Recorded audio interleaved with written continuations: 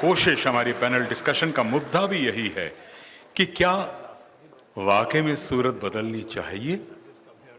जी हां, जैसा कि मैंने अपने इस तकरीर की शुरुआत में ही आपसे कहा कि हम युगों युगों से अपने देश रूपी सागर को विचारों से भरते जा रहे हैं, उसे लबालब कर दिया है हमने।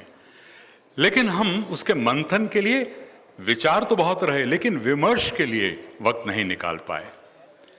इस तरह की जो पहल होती है वो पहल विमर्श की होती है।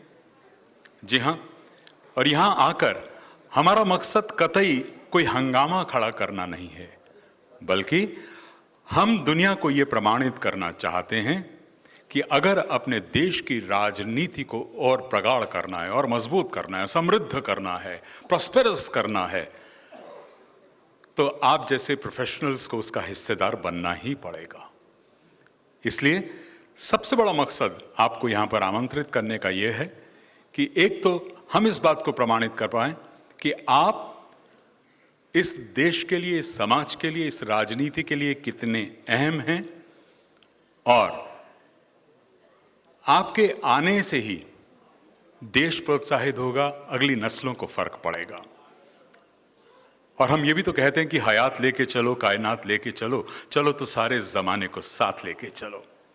मौजूद हाज़रीन, इससे पहले कि हम देश को रोशन करने की दिशा में अपने कदम बढ़ाएं, मैं अपने तमाम मौजूद मेहमानों से गुजारिश करूंगा कि वो लैंप की तरफ बढ़ें और अपने दस्ते मुबारक से, करकमलों से इस चिराग को रोशन करके इस कार्यक्रम का शुभारंभ करें।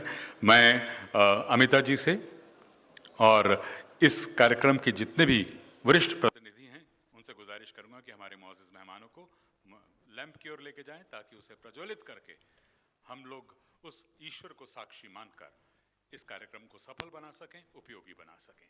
सर,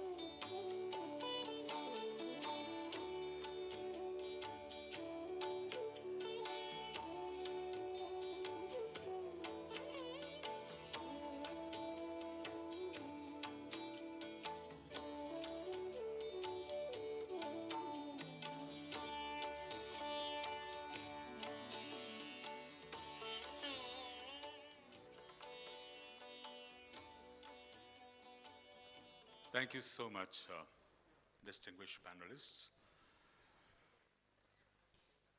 देवी और सज्जनों, हम जैसे संचालकों के लिए, हम जैसे एमसीज के लिए, हम जैसे कॉम्पियर्स के लिए सबसे बड़ा जो चुनौती होती है वो यही होती है कि इन जैसे महानुभावों का तारुफ, इनका परिचय किस तरह से कराया जाए, नए अंदाज में कराया जाए। अब आप कब तक सूरज को दीपक दिखाते रहेंगे? जी हाँ, क्योंकि ऐसे महानुभावों का नाम लेना ही इनकी शख्सियत का श्रृंगार पूरा कर देता है। जी हाँ, लेकिन फिर भी हम चाहेंगे, ये खास तौर से हमारे लिए आए हैं, आपके लिए आए हैं, तो इतना तो बनता है कि हम इनका खैर मकदम करें, इनका इस्तकबाल करें, इनके पास अपनी छोटी छोटी यादगारें छोड़ें। जी, सबसे पहले हम चाहेंगे कि इनका अभिवादन, हम कुछ स्मृति चिन्ह हैं हमारे पास, कुछ मेमेंटोज हैं, कुछ ग्रीन सर्टिफिकेट्स जो बहुत ही प्रेस्टिजियस हैं, इस तरह के प्रशस्ति पत्र हैं, हम इन्हें भेंट करना चाहेंगे। और मैं ऑल इंडिया प्रोफेशनल्स कांग्रेस के ही बहुत वरिष्ठ प्रतिनिधि हैं जनाब शमित्रा चक्रवर्ती और जनाब अवैस खान साहब से गुजारिश करूंगा कि वो आएं और सबसे पहले पूरे एहतराम के साथ सबसे पहले नाम ले रहा हूं मेंबर राज्यसभा, एमिनेंट लॉयर का। विषय चाहे इकोनॉमिक्स हो, फॉरेन पॉलिसी हो, होम अफेयर्स हो, हर सब्जेक्ट का पूरी कन्विक्शन के साथ एनालिसिस करने में आपका कोई जवाब नहीं सर। जी हां, जोरदार तालियों के साथ स्वागत कीजिए माननीय श्री पी चिदम्बरम जी का।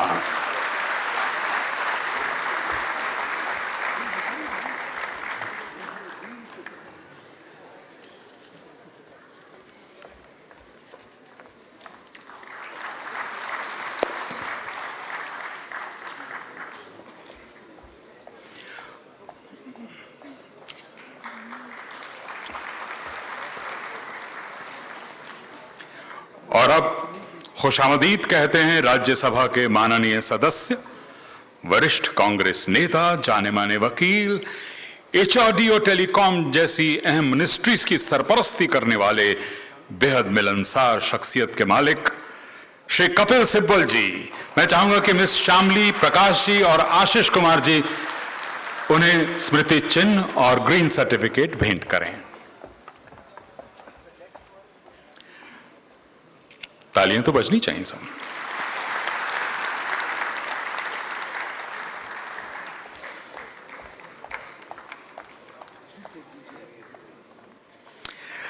Ladies and gentlemen, let's welcome former Union Minister for External Affairs, Education, मानवीय कार्यों और न्याय जैसे क्षेत्रों में इनका योगदान सदा ही बेमिसाल रहा है। जी हां, मेरी मुराद ऑक्सफोर्ड यूनिवर्सिटी द्वारा डॉक्टरेट की उपाधि से नवाजे गए हम सबके अपने डॉक्टर सलमान खुर्शीद साहब। इनका इस्तकबाल करेंगी मिस अवनी बंसल और जनाब आर.वी. प्रभात सहर।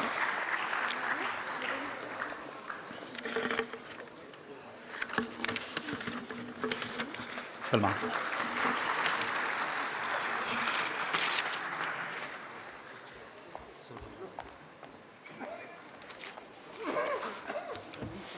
जी।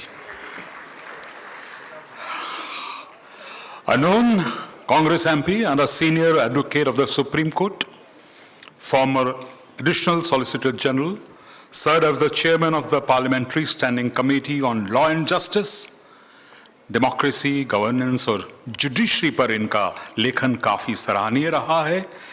यकीनन परिचय से आप पहचान गए होंगे कि मेरा इशारा किन की तरफ है। जी हां, तहे दिल से एहतराम करते हैं डॉक्टर अभिषेक मन्नू सिंघवी जी का। इसके लिए मैं आमंत्रित करूंगा मिस्टर अमिताभ दुबे जी को और मिसेस भारती जी को।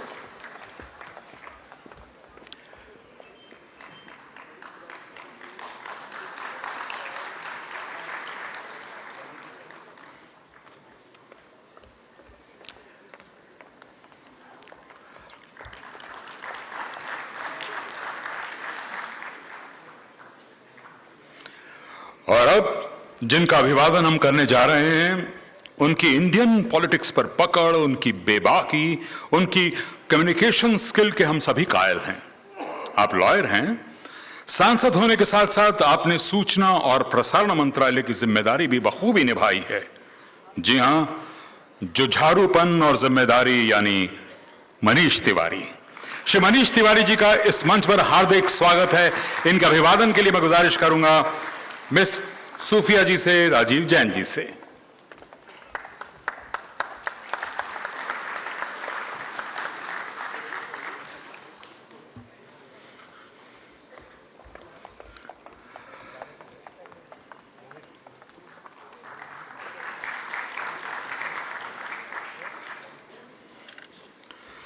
अब बारी है member of parliament and president of All India Mahila Congress, the women's wing of Indian National Congress. Women empowerment की दिशा में किए गए इनके प्रयास सराहनीय हैं। महिला आरक्षण बिल के लिए किया गया इनका संघर्ष कौन भूल सकता है। पूरे सम्मान और एहतराम के साथ मैं नाम ले रहा हूं सुश्री सुष्मिता देव जी का। हार्दिक स्वागत है सुष्मिता जी। इसके लिए अभिवादन के लिए मैं गुजारिश करूंगा इनके इस्तकबाल के लिए जनाब दानिश अली जी और जनाब मोहित sir.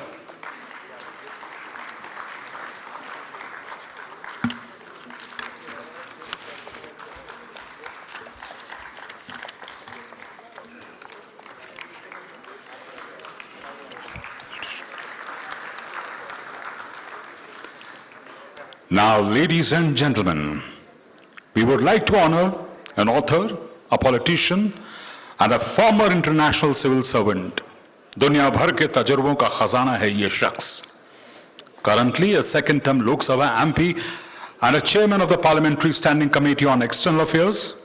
He has previously served as Minister of State for Human Resource Development and Minister of State for External Affairs in the Government of India.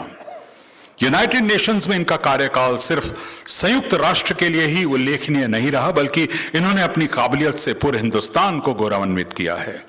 तो आइए जोरदार तालियों से स्वागत करते हैं हर दिल अजीज कमाल के वक्ता डॉक्टर शशि थरूर जी का। इसके लिए मैं गुजारिश करूंगा जनाब रोशन संथालिया जी से, योगेश सचदेवा जी से।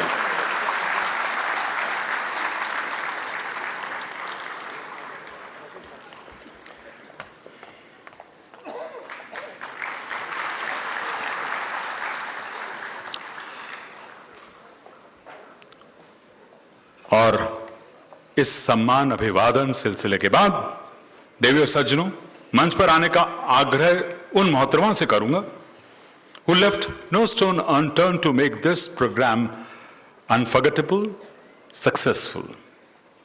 जी हां, आप all India professionals Congress north zone की कोऑर्डिनेटर हैं और AIPC उत्तर प्रदेश की प्रेसिडेंट हैं।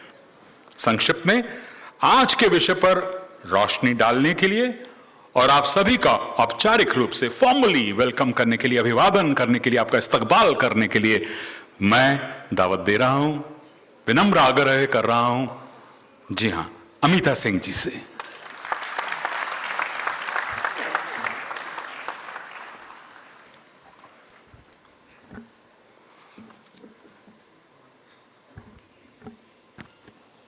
Good evening, ladies and gentlemen.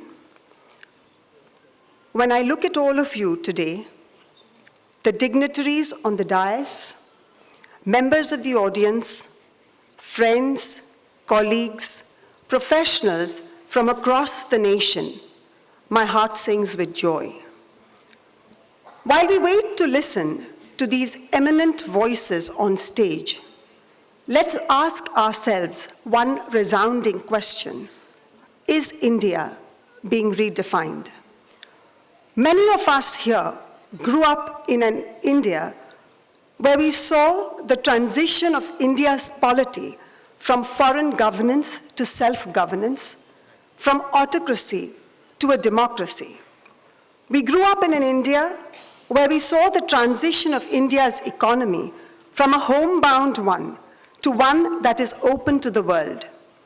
We grew up in an India where unity in diversity was the principle we lived by at school, college, and our professional workspaces.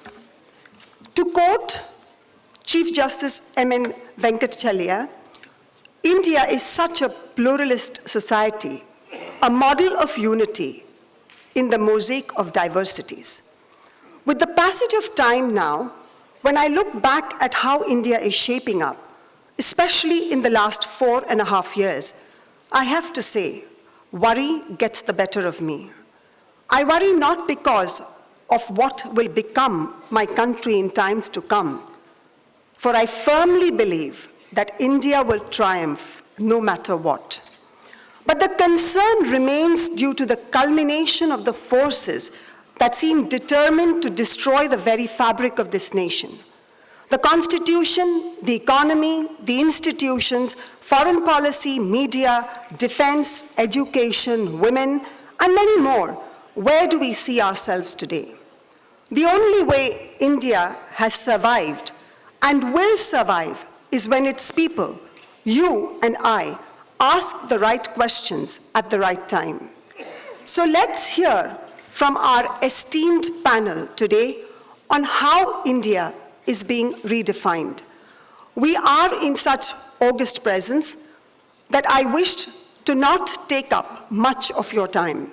But before I hand over, I have to request you all to put your hands together and give a big round of applause to the entire team of the All India Professionals Congress, the Delhi state, who have curated this event and gotten us together, left no stone unturned to make this event a grand success and bring to fruition Dr. Shashi Tharoor's vision of getting professionals to actively come forward in building this idea of India. The time to act is now. We have to plunge in and give it our all. For history teaches us there are times when we cannot afford to wait and watch. The times that our country is facing today requires every bit of young, youthful, positive, constructive energy to come together for a bigger cause of strengthening India and putting our nation first. I agree that as we progress, definitions and understandings change. And this is acceptable as long as the essence and the very fundamentals of our democracy are not tampered with. We would resist any such malified intent to redefine our motherland, and hence we are here together today to examine through this eminent panel as to whether there is a serious attempt to do the same. And if yes, then what can be done to stop it? With this vision, Congress President Shri Rahul Gandhi ji is ready with his entire team to enter the battlefield, which is not just about winning an election, but more so for the cause of protecting our ideology, the Congress's ideology, the nation's ideology. And what exactly is this ideology, you may ask? We stand for justice, liberty, equality, fraternity, and a nation for all. We believe in uniting people, not dividing them. We believe in a nation where no one feels threatened, confused, insecure, fearful. Everyone partakes in decision-making, and above all, in a nation where truth alone triumphs. I call everyone who believes in this vision to come forward and be heard. For together, we will take the nation forward, upward, and onward. Now, before I conclude, I would like to quote Nani Palkiwala, who said, "It is not enough that we believe in our national motto, truth will prevail. Truth, no doubt, will ultimately prevail, but we must take active steps to ensure that falsehood does not have too long an inning before the ultimate moment of truth arrives." I would like to thank one and all of you for being here today. And now, without any further ado, I would like to hand over the stage to AIPC's National Election Coordinator, Mr. Salman Anis Soz.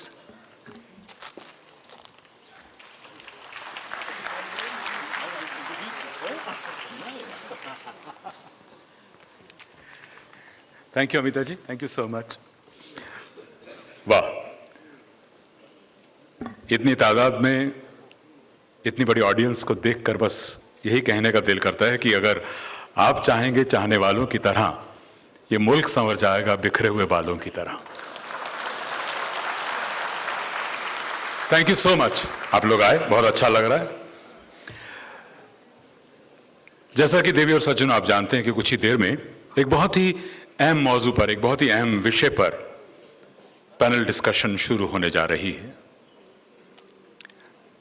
विषय अभी तक यही सुनते आ रहे थे कि क्या देश परिभाषित हो रहा है, रीडिफाइन हो रहा है, क्या उसकी जरूरत है, होना चाहिए या नहीं होना चाहिए। इस पैनल डिस्कशन का एक्चुअल मुद्दा, उसका आधार, उसकी एसेंस, उसकी इथॉस क्या होनी चाहिए, इसकी डिजाइनिंग जिसने की है, जिसकी परिकल्पना है, बहुत खूबसूरत, बहुत भागदौड़ की है उस शख्स ने। जिस तरह से मैं अपनी आवाज की बात करता हूं, अपनी सोच की बात करते हैं। जी हां, मेरी मुराद है इस पैनल डिस्कशन की कंटेक्स्ट सेटिंग को समझाने के लिए जनाब सलमान सोज साहब से कि वो यहां आए और इस विषय पर रोशनी डालें ताकि वो अनाउंस कर सकें कि अब पैनल डिस्कशन को शुरू किया जाए। Thank you. Good evening. Adab. My distinguished senior colleagues, fellows of AIPC, and esteemed guests. I thank you for joining us at this important event. I want to thank my team in Delhi who put up a tremendous event, worked very, very hard over the last month to make all of us come together. And what a panel we have. It's an amazing panel. As we meet here, elsewhere in Delhi, lakhs of our brothers and sisters from the farming community are fighting for justice. I want to recognize their efforts and hope that with the ideas we can generate through organizations such as AIPC, we can find sustainable solutions to their long-standing problems. Just a moment on AIPC. The Congress President and Dr. Tharoor in 2017 launched the All India Professionals Congress. We've long felt that professionals, entrepreneurs, businessmen and women do not engage sufficiently in the political process. We wanted to bring in fresh ideas because not all ideas come from Delhi. The Congress President was keen to get fresh ideas and fresh talent for the Congress Party so that we take the vision of the people of India and turn it into a reality through the Congress Party. Today's topic is of fundamental importance, and I'll let my eminent colleagues share their views on how they see attempts to redefine India. I just want to point out that if you think about our national discourse, especially what the ruling establishment and its friends in the captive media are promoting, it is divorced from the reality that we see on the international stage. We're not talking about the fourth industrial revolution. We don't talk about automation enough, robotics. We don't even talk about climate change enough. How many people in India, for example, know that Madhya Pradesh and Chhattisgarh are going to be the worst affected states in the years to come because of climate change? How many people in India talk about Vidarbha and 7 districts in Vidarbha that are going to be the worst affected districts in this country in the coming years? Water stress all around the country. These are issues of fundamental importance, but we need to have these discussions, but we're not having these discussions at all. Finally, I want all of you to know that even though today you see a lot of our senior Congress members out here, AIPC is not only for Congress members. We are an open platform. In fact, we've had guests from a variety of fields, and a lot of them are from, they're not Congressees per se, but they do believe that the country is going in the wrong direction and they want to do something about it. With that, I hand over the proceedings to my friend, Dr. Shashi Tharoor, and I thank you again for joining us here. Thank you.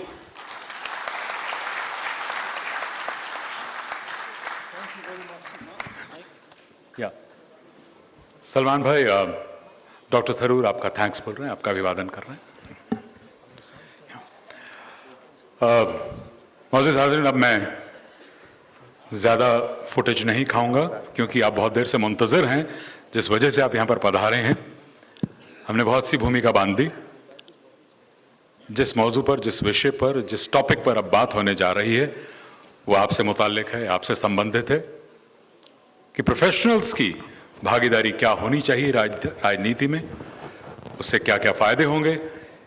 इसी मुद्दे को लेकर हमारी panel discussion है, जिसकी moderation, जिसको संचालित करेंगे और कोई नहीं, डॉक्टर शशि थरूर साहब।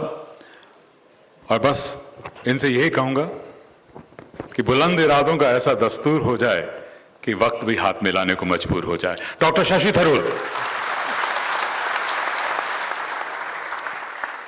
Thank you all very much, and it's really a delight to see so many of you having turned up, and I gather more stuck outside the auditorium for this discussion hosted by the All India Professionals Congress on the theme is India being redefined. I'm proud that we are joined by a galaxy of some of the finest minds in the Indian National Congress. The All India Professionals Congress seeks to provide a platform for professionals to interact with politicians. And what a platform we have today here at Siri Fort. Thank you all so much for having attended. We've had some lengthy preliminaries. I'm going to get straight into the conversation. Our plan is I will start off with roughly a question each to each of the panelists, but once we hear the response from the principal person being addressed, I'm inviting the others to chip in so we can have a freewheeling discussion.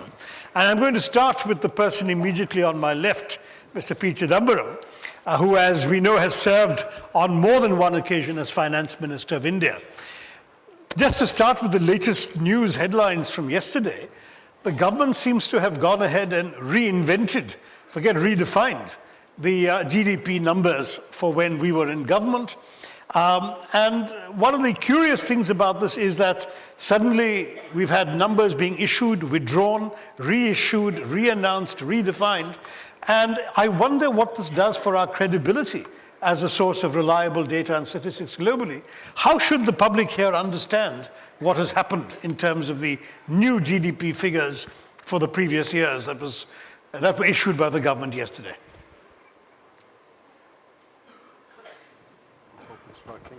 Yeah. I'm told they are going to do a back series for China next. And prove that China didn't grow at double digit over several years. They've left out 2004-05, the first year of the UPA, and they've left out all the 6 years of the Vajpayee government. So I think this is a very convenient exercise on the eve of 5 state elections. Mercifully, only 2 of them remain. Even after this redefinition, the pattern of growth and decline remains exactly the same. It's just that the entire curve has moved down a jot. The pattern is exactly the same. And the pattern is, and I state that with utmost conviction, that the best years of India's growth since independence have been 2004 to 2014. There is no question about that. I wish them to do better. But they cannot erase the fact that the best years of growth were 2004 to 2014. What they're trying to prove is that 4 years of NDA is slightly better than 9 years of UPA. Now, why it's only 9 years and why not 10 years, I don't know. But if you're looking at 4 years of NDA, you should look at 4 years of UPA. Why are you looking at 9 years of UPA? It's quite possible that they're only looking at 4 years of NDA because they don't hope to be there for 9 years, which is good, which I think is welcome. I think nothing has changed.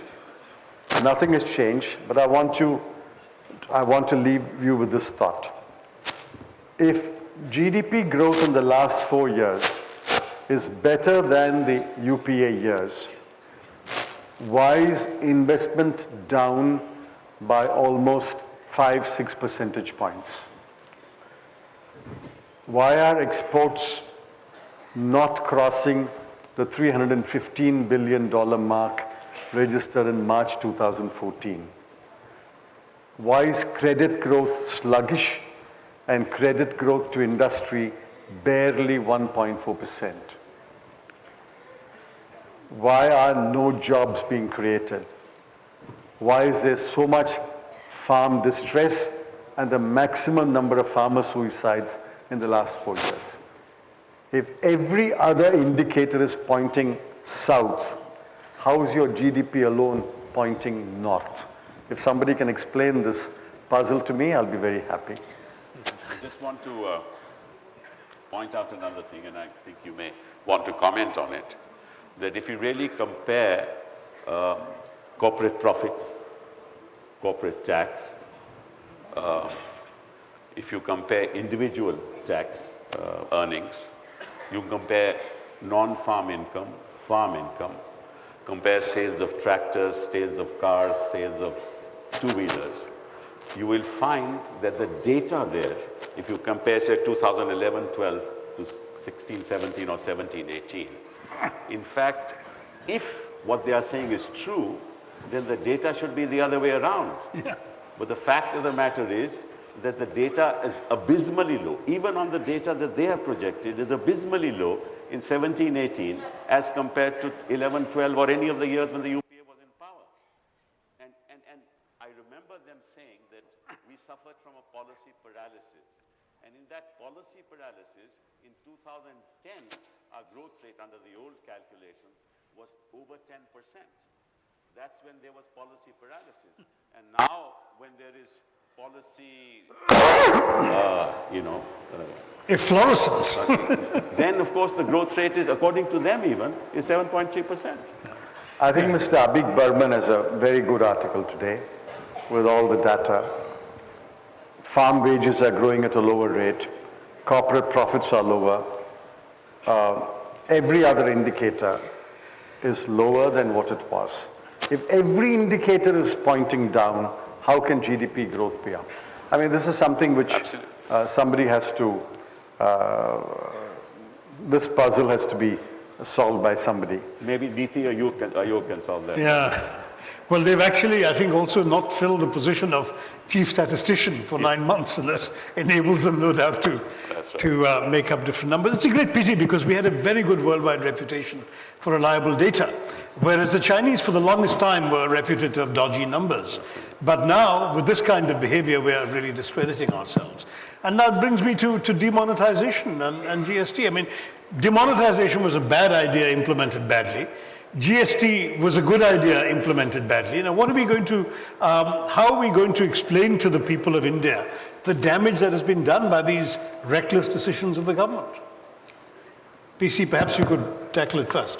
Yeah, but I think it's, by and large, there is consensus that demonetization was an utterly foolish decision that set us back by almost 1.5% of GDP and set back growth for 2 years.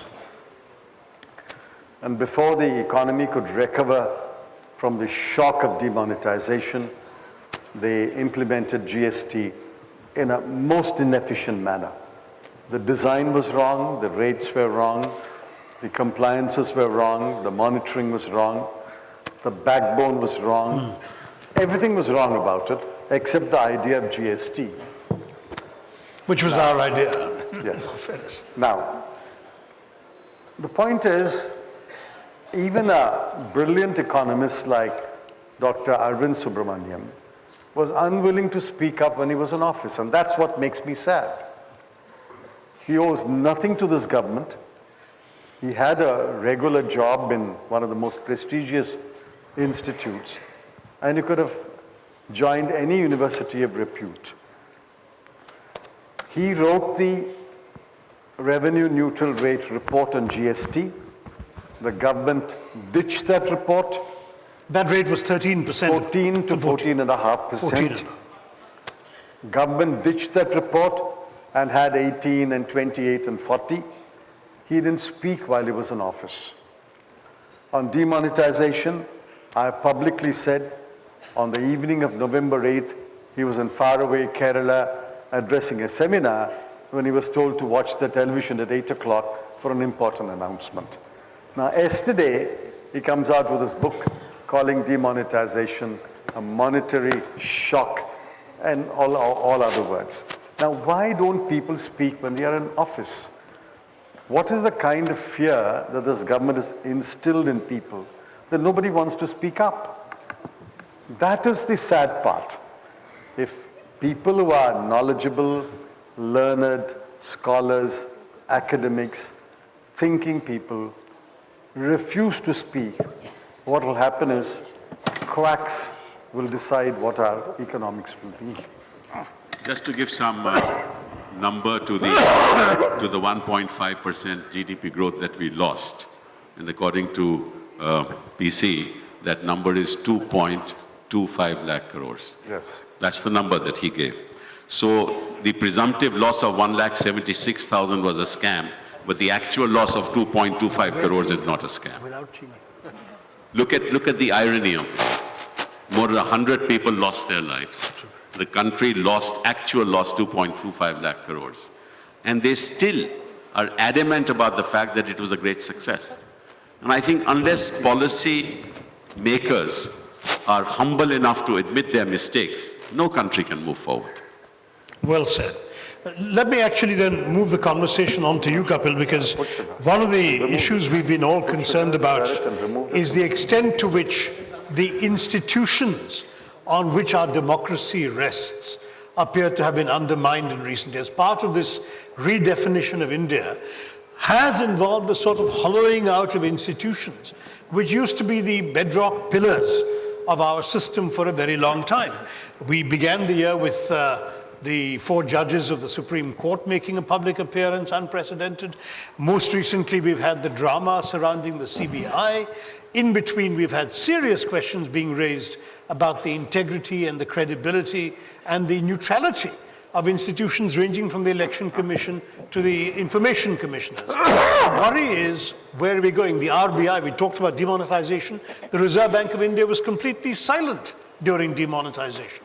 What is happening to our institutions? I tell you, I think the heart of the problem is the following, and that's not happened in the history of this country. The heart of the problem is that the party, and I mean, when I mean the party, I mean the BJP and the RSS, has taken over the government. You see, when we were in power and when Congress and other parties were in power, there was always a difference between the government and the party. Because when you are in government, it really doesn't matter who you are serving. It may be a Congress person, it may be a BJP person, it may be a TMC person, it may be anybody. Because you are government and you need to deal with the citizens of this country in an equal manner. However, the real change that has taken place since 2014 is that now government is the party. And therefore you decide that all policies are based on what the party and what the RSS wants. So if you want to appoint governors, they must be RSS people. If you want to appoint vice chancellors, they must be RSS people. The president and the vice president if you want, I don't want to. That is understandable. Yeah, that's understandable. I can understand that. I can understand. Yeah, it's a political appointee. Right, but look at, if you want an agency like the CBI to run, then you must make sure that the person in charge of key cases is a person who has sympathizes with the party in power. So your CBI, your ED, your income tax authorities, your NIA are all controlled by the party. So if your educational institutions are controlled, and now history is being controlled by the RSS.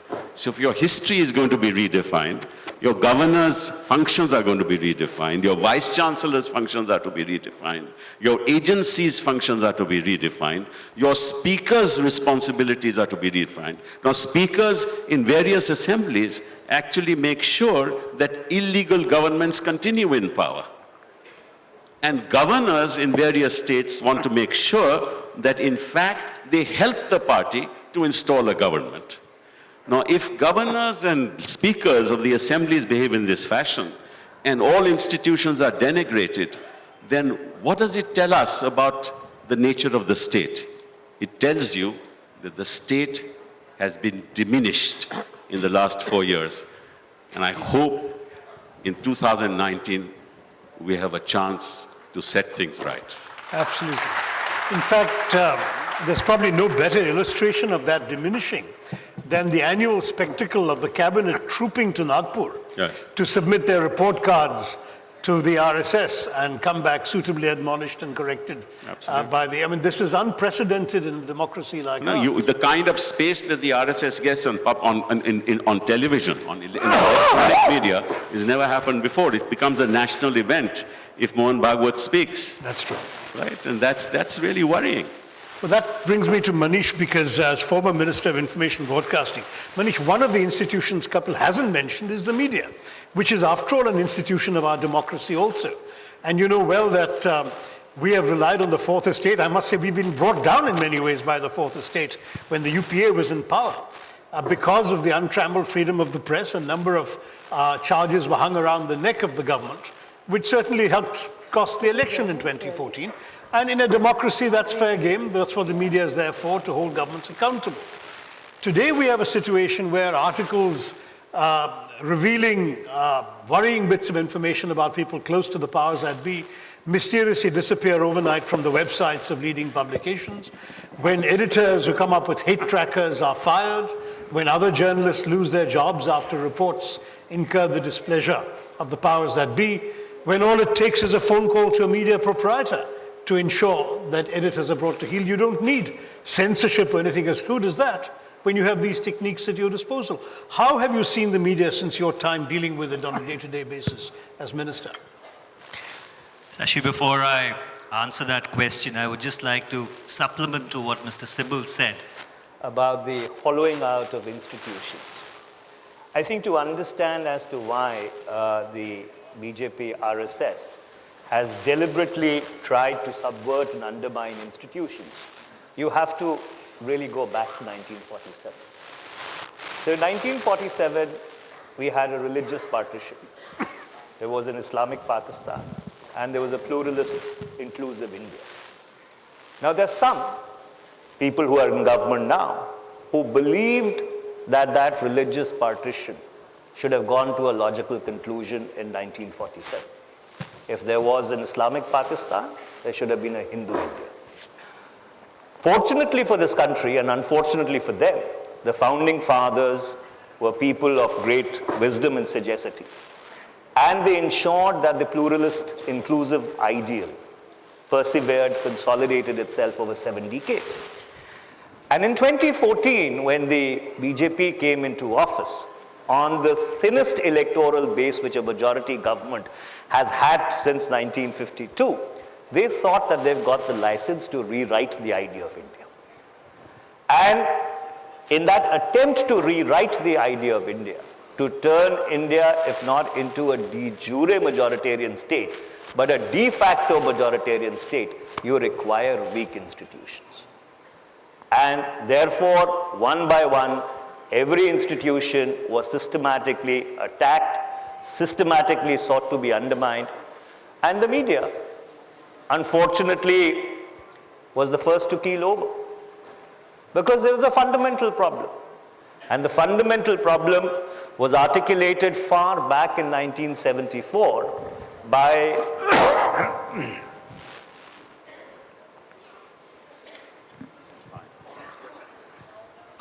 by an independent member of the Rajya Sabha during a debate on the press bill, when he said that there is no freedom of press in India. It's the freedom of the owner of the press. It's a delegated freedom which is enjoyed by the manager of the press. And unfortunately, that's a reality which has perpetuated itself, despite the diversity that you have in the media space. So corporate ownership of media makes it very easy for any government, if it decides to be authoritarian, to actually get them to bend. And you pointed to the fact that we were at the receiving end of bad press and maybe unable or unwilling to arm twist or intimidate in the manner which we've seen over the past 4 years. Let me relate an anecdote to you and end. So when I became Minister of Information and Broadcasting, the press was absolutely goulish.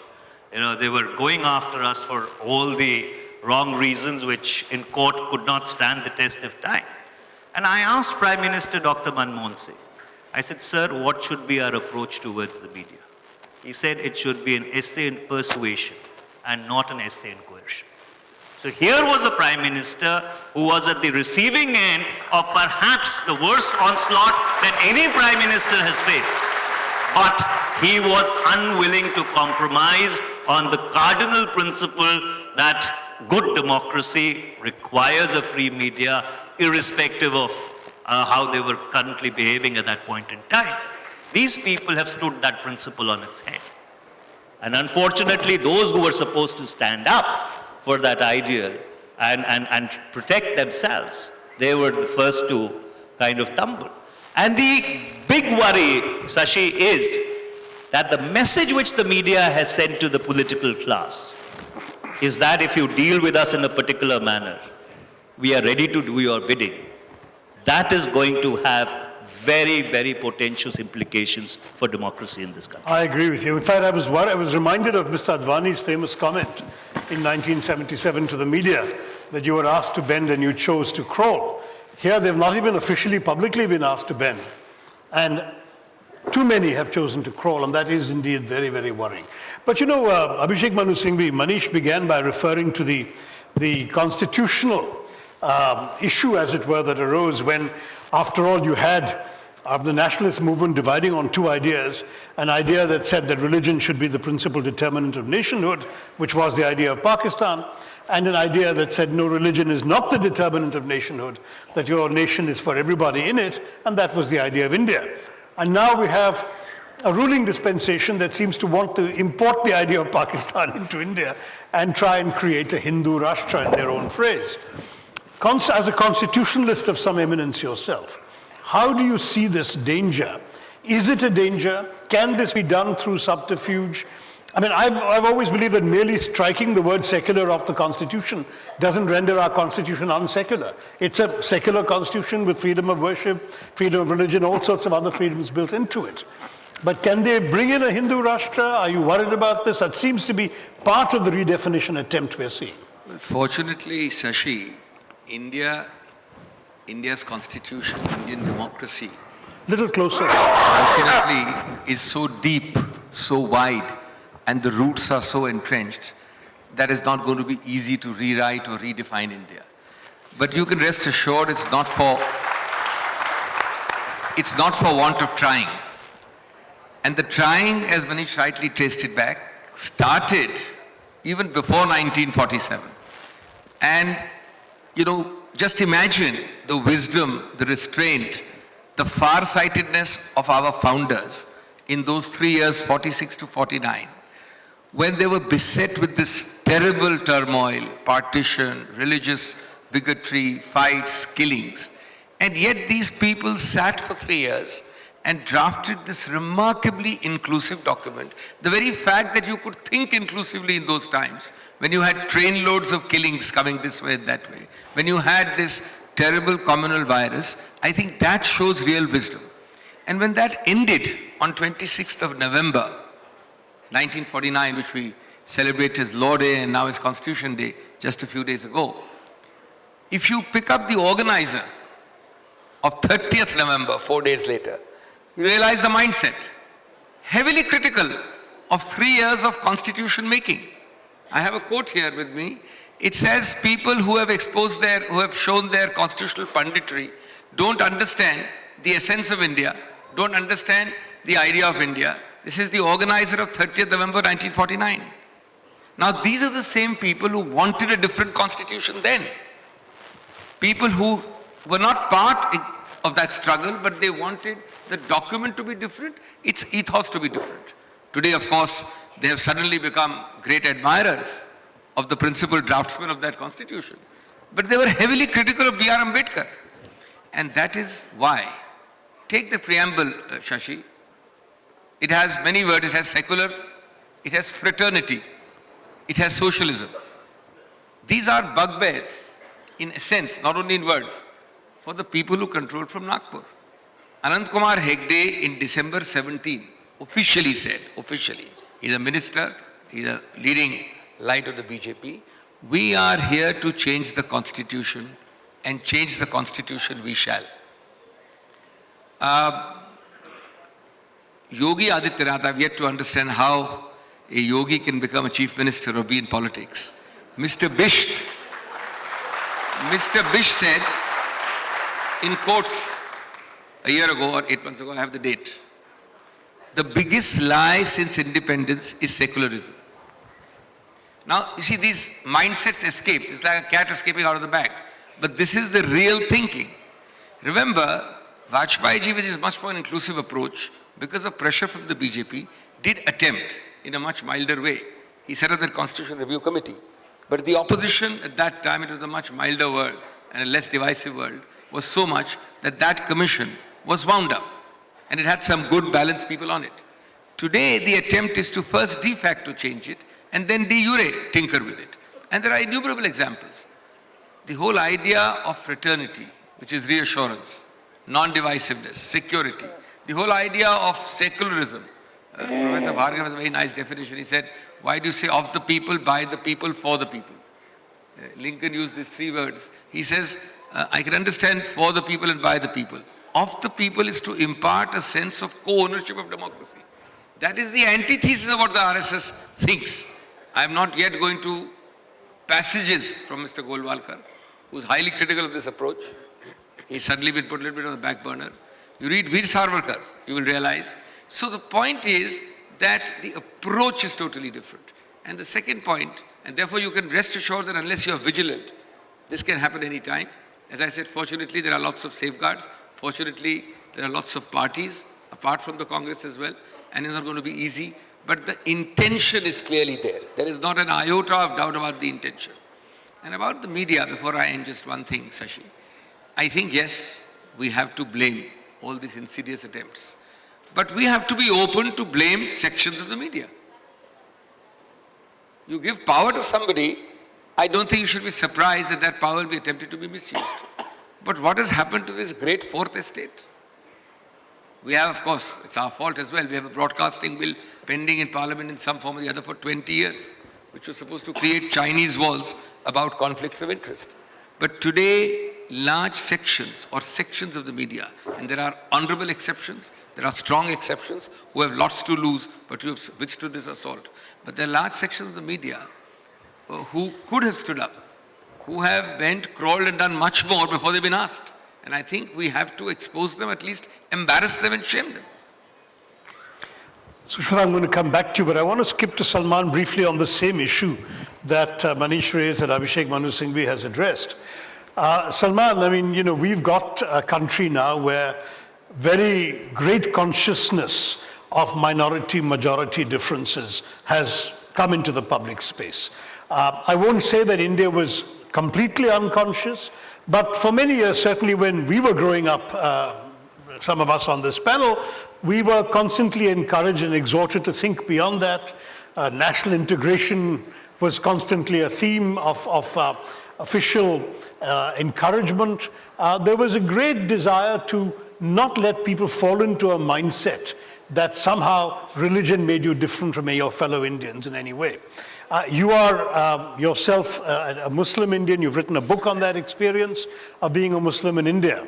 How do you see these attempts to redefine India coming out of the Sangh Parivar in the last few years? And I'm going to come back to the official role you're here for, which is foreign policy, later. But I thought on this issue, things have been said that we should have your point of view. Well, thank you. I think this is a very critical moment for what is a very intrinsic and valuable part of Indian ethos.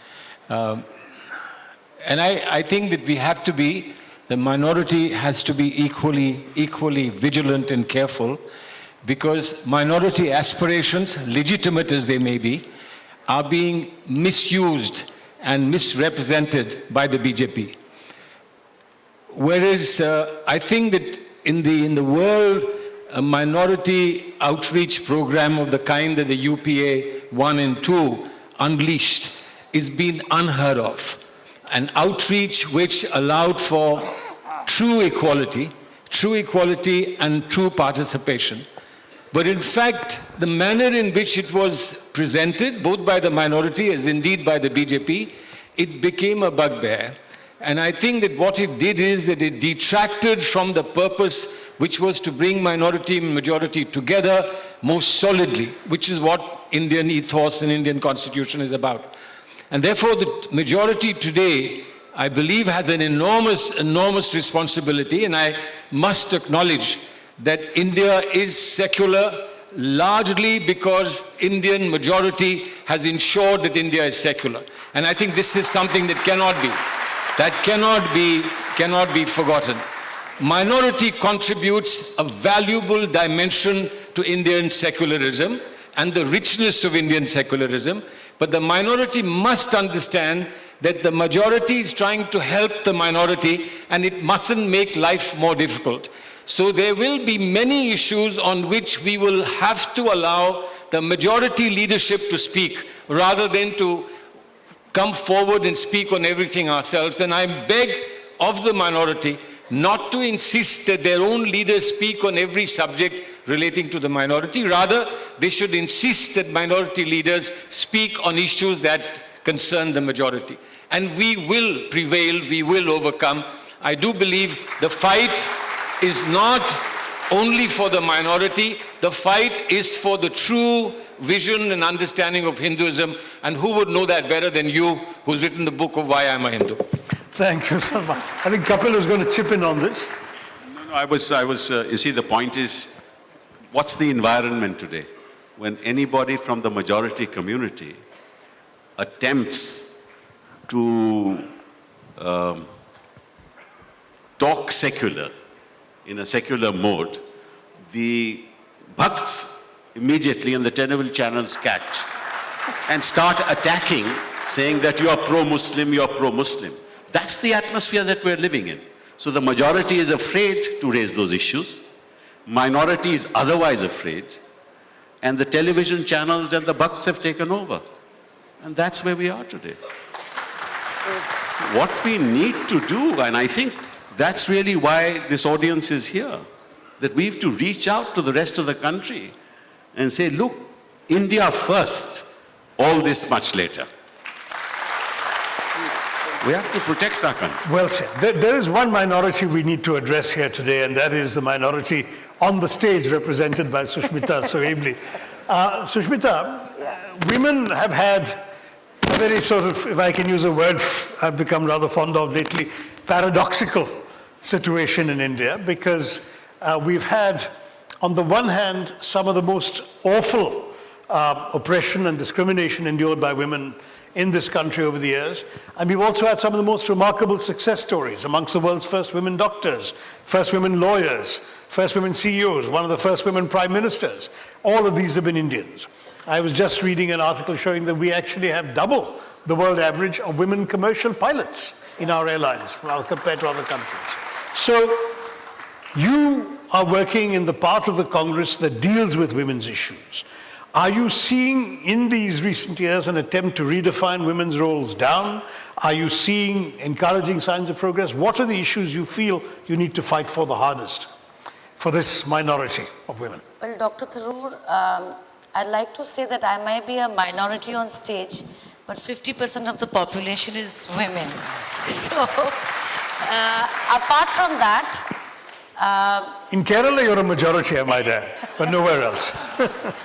I think there's nothing wrong in our country redefining itself. In fact, it must. But the problem with this government is that the optics are very good. You have a defense minister who's a woman. You have a foreign minister who's a woman. You, for a while, had the HRD minister who was a woman. So if you look at the superficial side of this party, it's excellent. But if you were to dig just a little deep, you would see how hollow and skewed the vision of the BJP is when it comes to empowering women. And the only way you can decipher that or really understand this is if you study the mindset of the RSS. Without understanding the RSS, you cannot understand what Narendra Modi ji means when he says, Beti Bachao, Beti Padhao. I mean, to my mind, that's his pet slogan for women. But the fact that you refer to a woman as a Beti and not as a Nari or a Mahila is because you're defining her vis-a-vis her relationship to her father. Patriarch. So, I mean, he thinks he's wearing it as a badge of honor.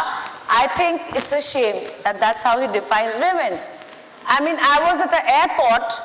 I'm trying to not give a lecture on ideology, but give you very simple examples because we have professionals here. They probably have more knowledge than me on many subjects. It's the Prime Minister runs an ad saying, Ujjwala gas, 2 crore mahilaon ko samman diya. So I've given 2 crore women respect by giving them gas cylinders. But gas is a clean energy issue. But he's connected it to women because it's got to do with the kitchen. So that's Narendra Modi's view. And I think someone gave him that feedback because we told him on social media, now he's changed that ad, and it gets worse. It says, more time for women to look after their children and family. So it gets worse. Why shouldn't the father look after the children and why shouldn't the father be doing the household chores? So I think you just have to look a little deep to see the rot, I think, that is there in this party and their mindset. And I believe Congress President consistently tells me, and I want to say it loudly and clearly here, that the next government is going to be made by young people and women, be rest assured. So I think women votes are very important, and I hope, Dr. Tharoor, you have more sessions like this where we can actually reach out to apolitical people to expose, I think, expose the real intent of the RSS and BJP, which to my mind is clearly anti-woman. Well, I'm glad you said that. One of the things that we've all been concerned about, any of us who reads a newspaper in India, turns on the TV, sees a mounting series of incidents involving horrific violence against women.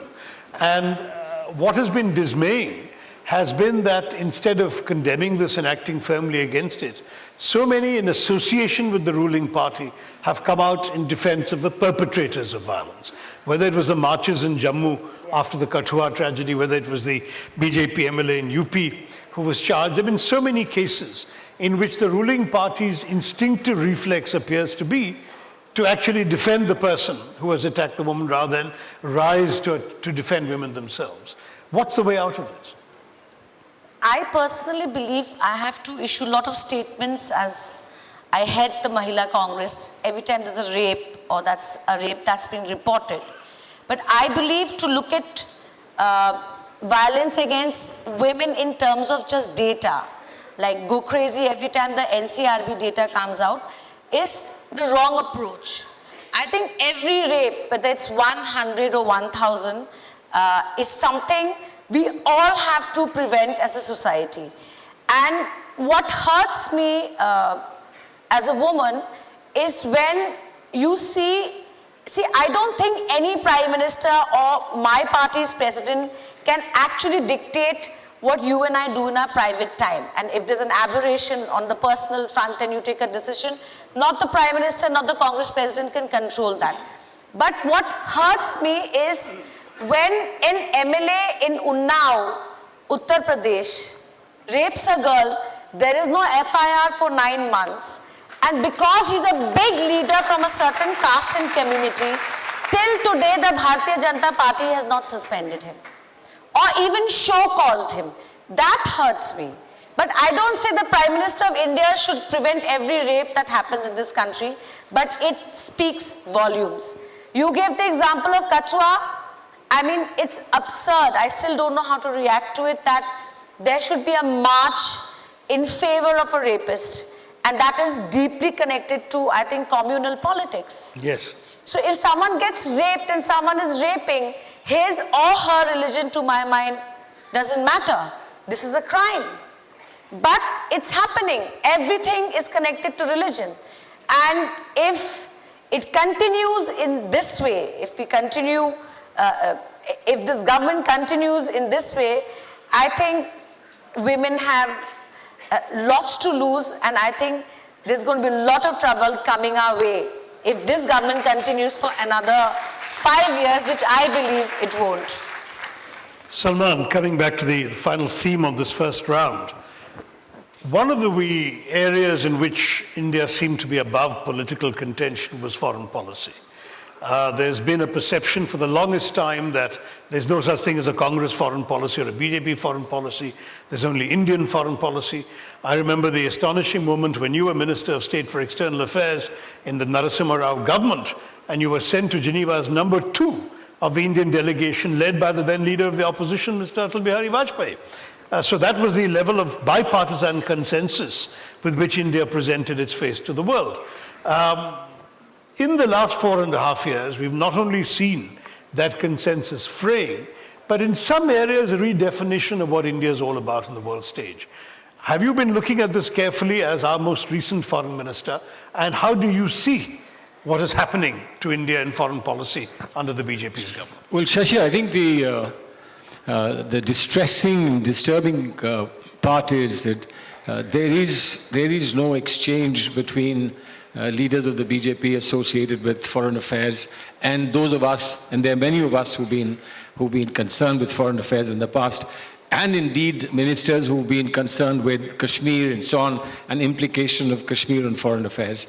There's no consultation at all. At the beginning, after laying down office, I had offered that whenever we are required, we would come back and talk. And I think in many decisions, far-reaching decisions that the Prime Minister has taken, including unannounced visits to Pakistan and embracing the Pakistan Prime Minister and so on, I don't think that he's ever consulted the opposition parties, and certainly not the Congress party. Our Prime Minister during the UPA 1 and 2 took pains to ensure that all party meetings happened before any major event happened. When I was sent as number 2 to Mr. Vajpayee, I was clearly told to follow his example. And I must say that it was a wonderful pair of us that we were able to speak the same sentiment and the same language. But looking at what we've done abroad, I think that it was inevitable that if we behaved the way we behave in the country on the domestic front, it was to be reflected abroad. We are creating divisions abroad as well. The manner in which the Prime Minister speaks to Indian diaspora in various countries is clearly a political speech made to a political party and supporters of political parties. We were careful when we were talking about dual citizenship. We were careful that in South Africa we didn't create a further divide between the blacks and the Indians and the whites. And yet for him it doesn't matter. You want to go somewhere, divide. And I believe that he's doing us a great disservice by creating a message in those countries that those people that he addresses are different from the rest of those countries. And the hostility that you will see grow in those countries, and we've seen it happen in the United States of America. Finally, we were supposed to be independent, and that was the consensus. And that consensus has broken down. We are now willing to take sides. We are not willing to stand up for morality. I know that enlightened self-interest is the ultimate test as far as foreign policy is concerned, but I think that we've given up the idea of taking a moral position. India had a remarkable moral position in the world, and I do believe that this Prime Minister has squandered that. He has squandered it. You mentioned that didn't consult the Congress party. Here's a Prime Minister who doesn't consult his own cabinet. Do you expect him to consult our party? Abhishek Manu Singh, you want to say something else?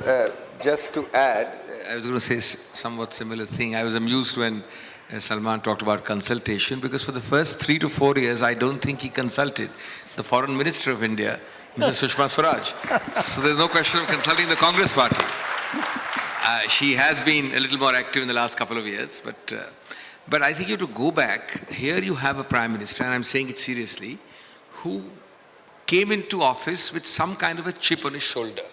about being ostracized or hated by the international community. Now that was his perception, largely subjective. Therefore, from that flew a lot of other consequences. One was to have all the optics, all the glory hogged by himself. I think that's the position with which he came into office. So everything must be, have you noticed, nobody, no ministerial colleague, virtually nobody else is allowed to travel with him in any major outing, because he must be the center of attraction. Secondly, he must be a presidential one-to-one, making personal friendships.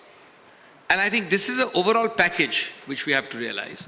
And that's the way he's thinking. Today, actually, major foreign policy decisions, if you might call them policy, most of them are knee-jerk, according to me, and I may be wrong, I hope I'm at least partly wrong, are made in about 2 days to 3 days by people comprising the Prime Minister, the NSA, and possibly somebody from the PMO. That's it. That's the base of your so-called Nehruvian foreign policy of 70 years, a huge foreign ministry. The decision is made and then communicated.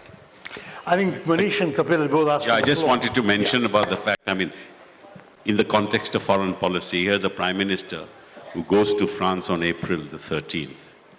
And just a few days before that, Jai Shankar gives a press conference. And he's asked the question about the Rafale deal. And he said, look, the Prime Minister is not, and President Hollande are not going to discuss the Rafale deal. So the Foreign Ministry doesn't even know that the Prime Minister is going to buy 36 Rafales off the shelf. That's the nature of foreign policy in India. And poor Treppier does not know, 13 days, 2 weeks before April 13, that anything like this is going to happen. That's right. And so, and foreign policy is not about taking a picture and hugging a president and hugging a prime minister. That's not foreign policy. That's trying to tell the people of India how close I am to President Trump. That's not what gets you ahead, what's got this country ahead. And foreign policy is based on back-channel diplomacy. And here it's upfront diplomacy. Manish, we're going to chip in on this, but could you also address the Rafale issue? But do chip in first.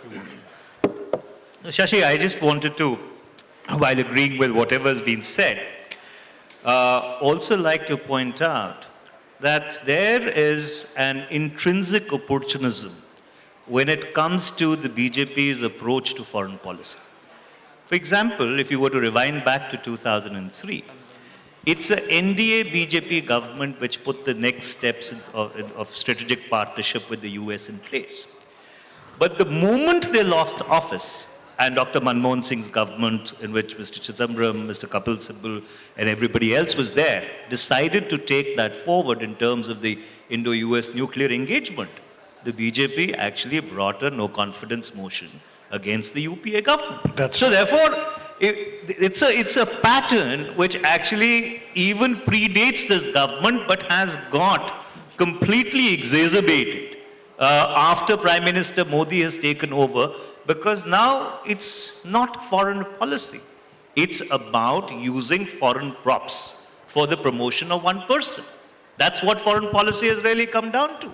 And on Rafale, what Sibal Sahab was saying is absolutely correct, because if you look at it,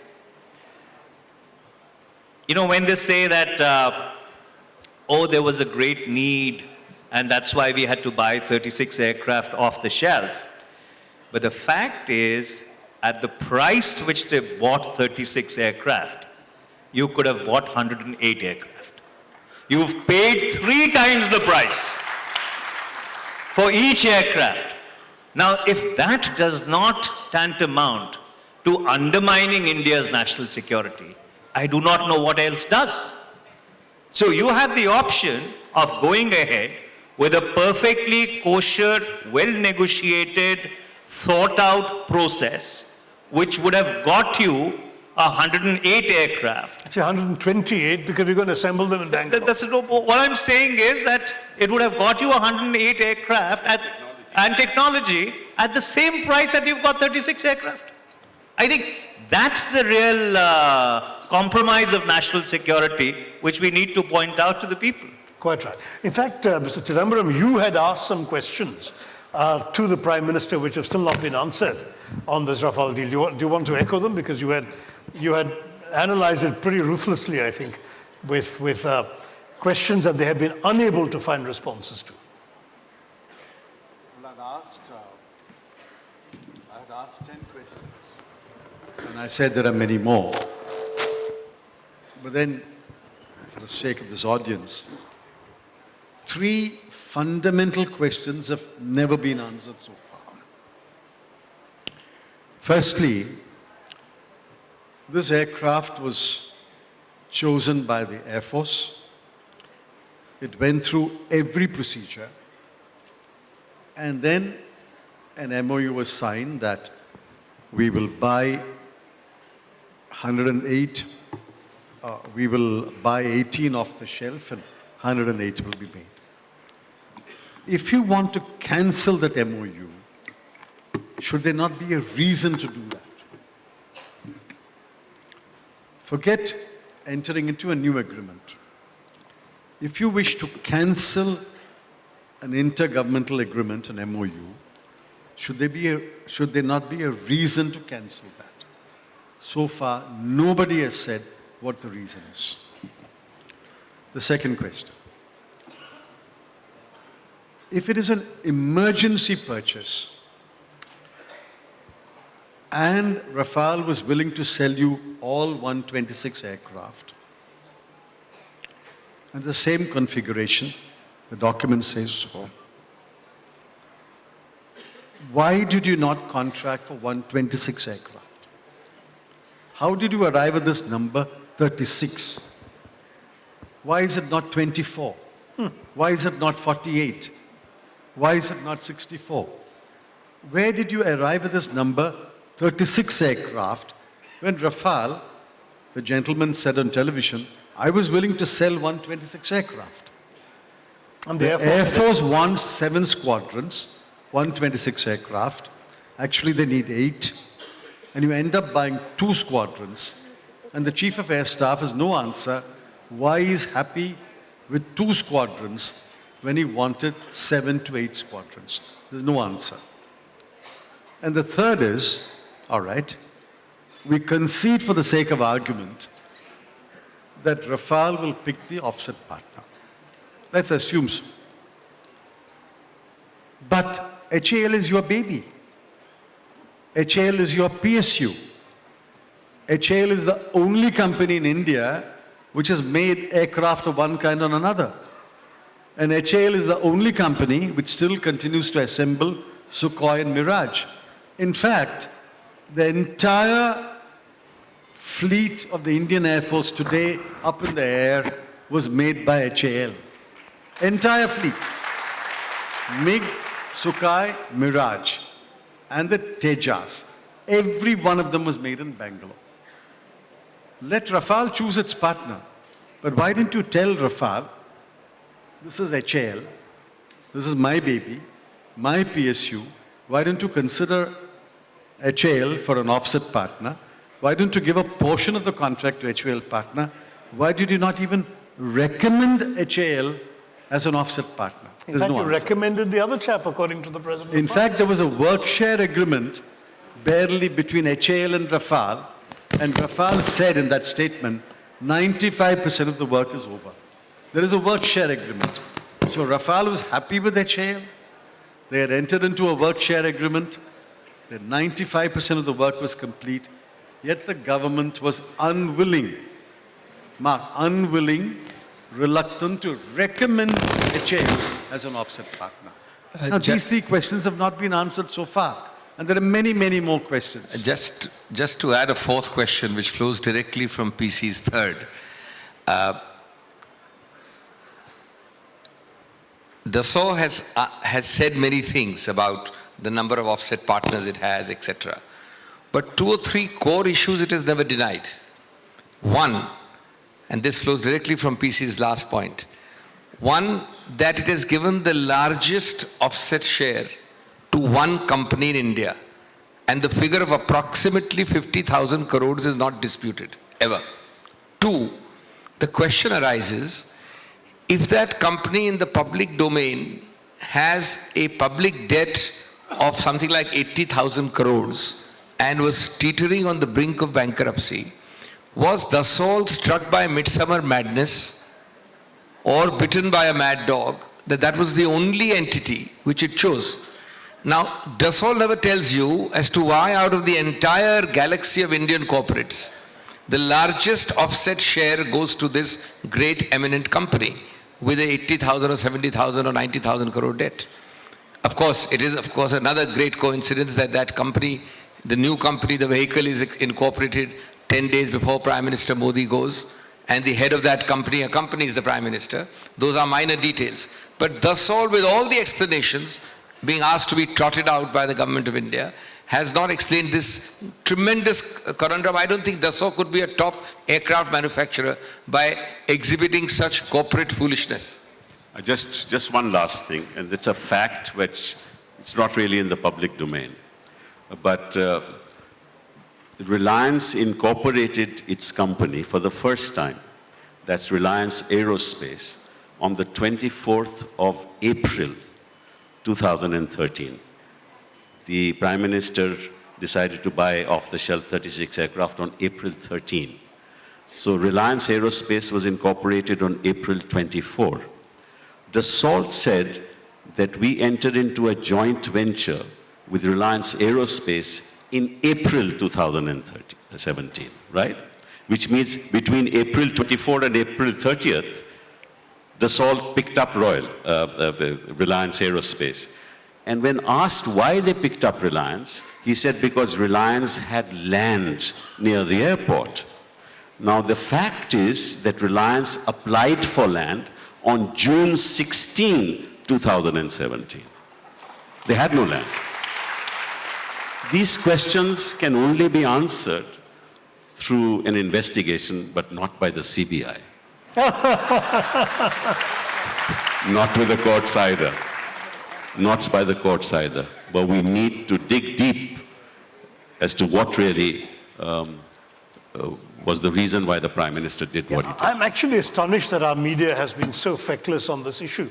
When one remembers the Bofors investigations of the Indian media and how literally relentlessly every day, every little corner of this 86 crore scandal was probed and exposed and followed and investigated.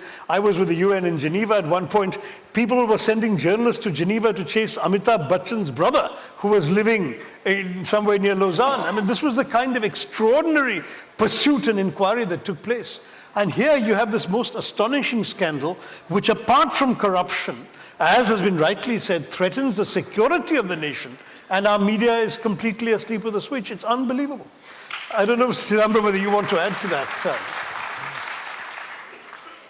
You see, I think each one should ask himself a question. How many of you are willing to pick up the telephone and speak something utterly confidential on the telephone today? Dozens of people have told me, sorry, I can't speak to you on the telephone. What has this country come to?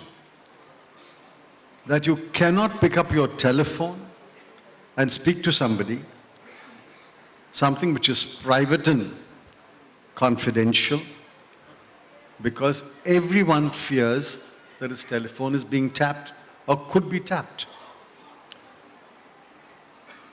That's a sure sign that liberty has been eroded significantly in this country. Dozens of newspaper persons have told me, I said, why don't you pursue this case?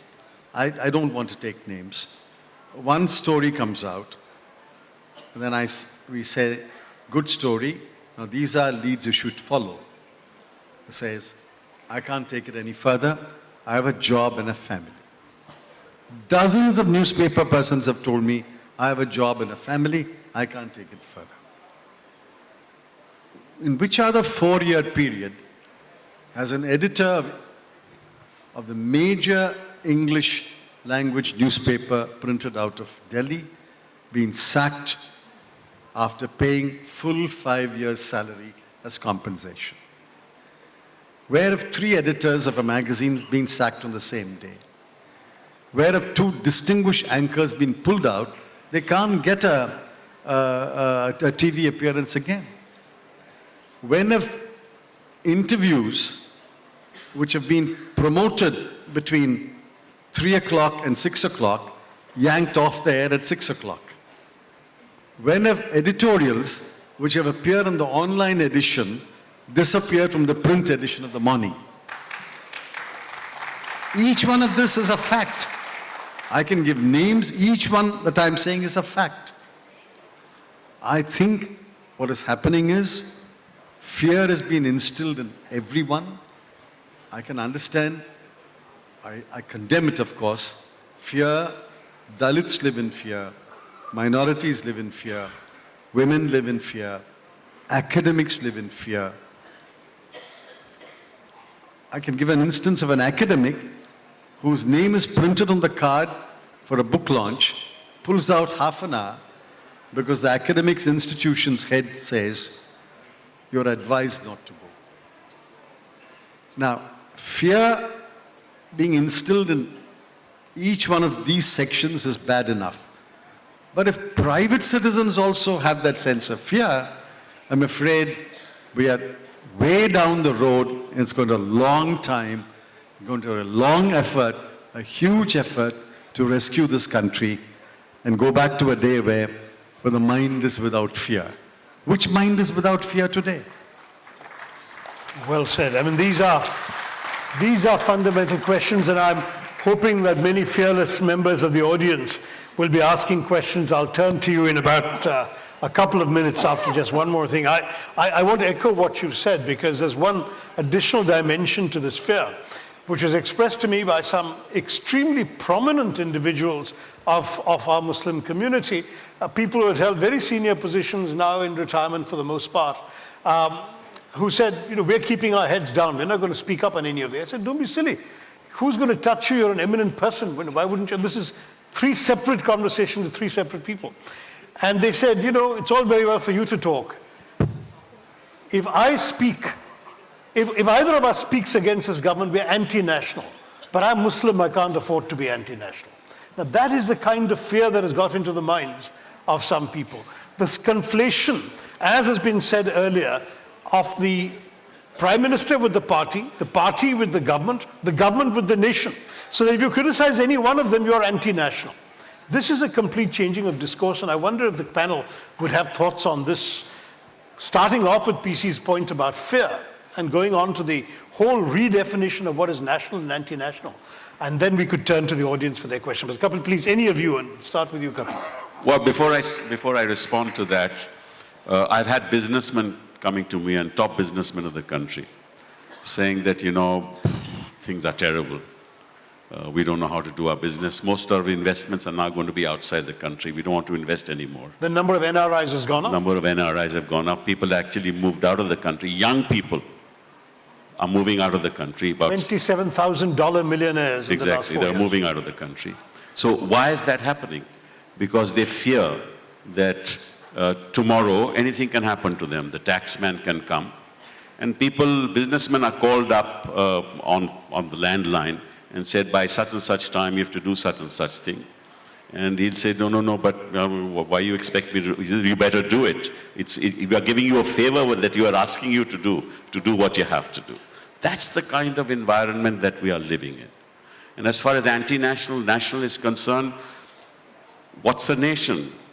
As far as this government is concerned, the nation is the RSS.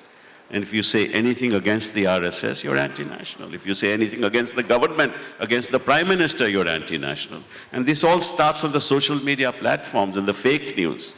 That's one of the greatest dangers that this country is now facing.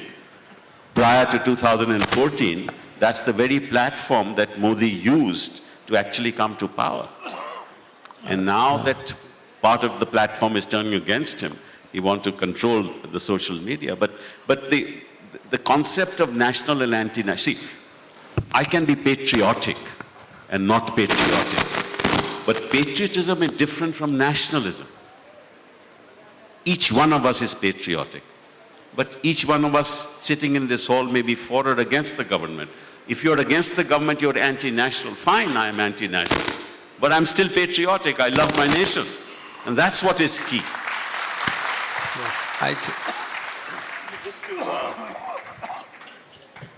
Just to supplement what's been said, the reason why a narrative has been created that if you question the BJP, you're anti-national. If you question the government, you are seditious. And if you question the establishment, then you are downright treacherous.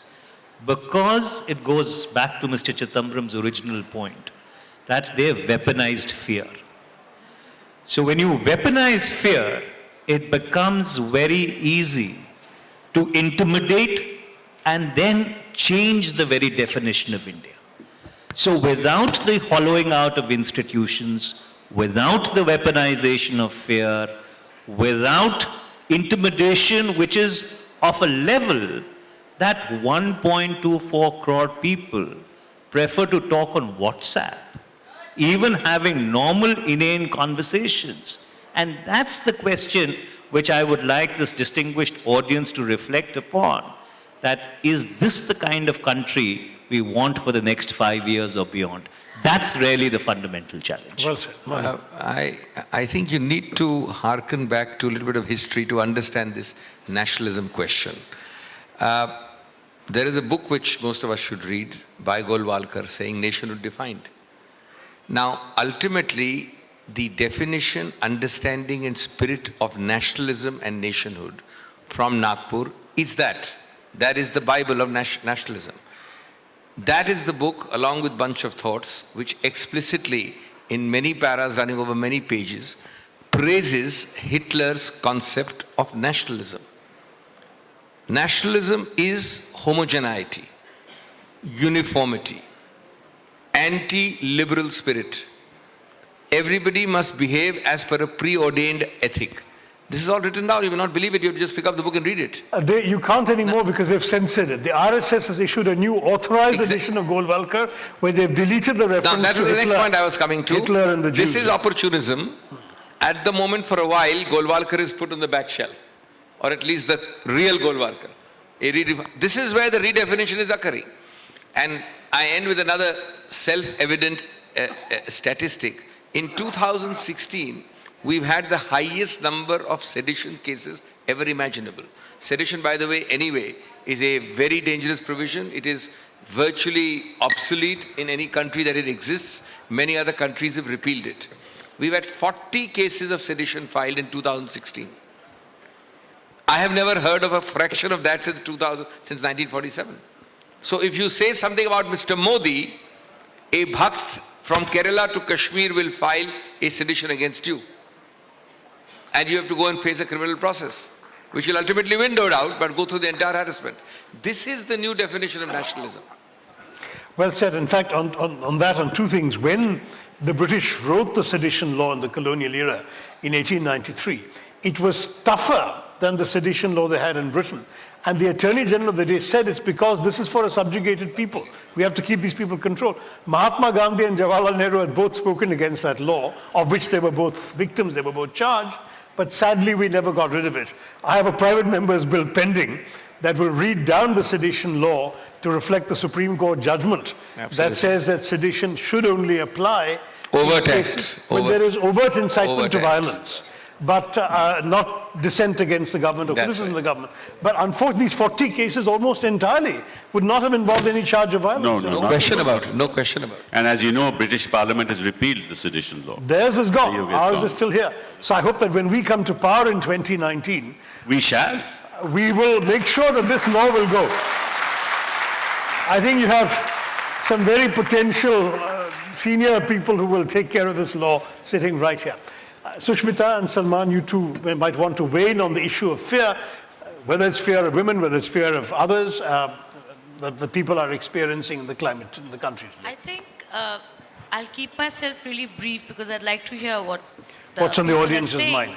I mean, if anybody says that in the last 70 years, no work has happened in India, we've had no achievements, I think the person who says that is the biggest anti-national as far as I'm concerned. Well said, well said. Salman? Sorry, the sound system has let us down a bit, but I'm hoping there'll be mics going around for all of you to ask questions. Shashi, I think fear is bad enough, but I think there's very clear evidence that there is an effort and there is a determination by the establishment, that is, to instill fear. The kind of things you do where videos are made of people being lynched, this is to give out the message that you must fear. And I think what is worse than fear is a terrible, terrible thing. But what is worse than fear, that there are sections of our society, and certainly minorities included, who are switching off. They're going beyond fear. They're retreating into their private worlds because they think that they're no longer part of the public space. And I think that's the worst thing that can happen to a society, where people disengage, switch off, and then just go off into their own private world. We are one family. India is one family, and we can't allow any member of the family to feel that they are not wanted. I mean, that's the message that we need to give.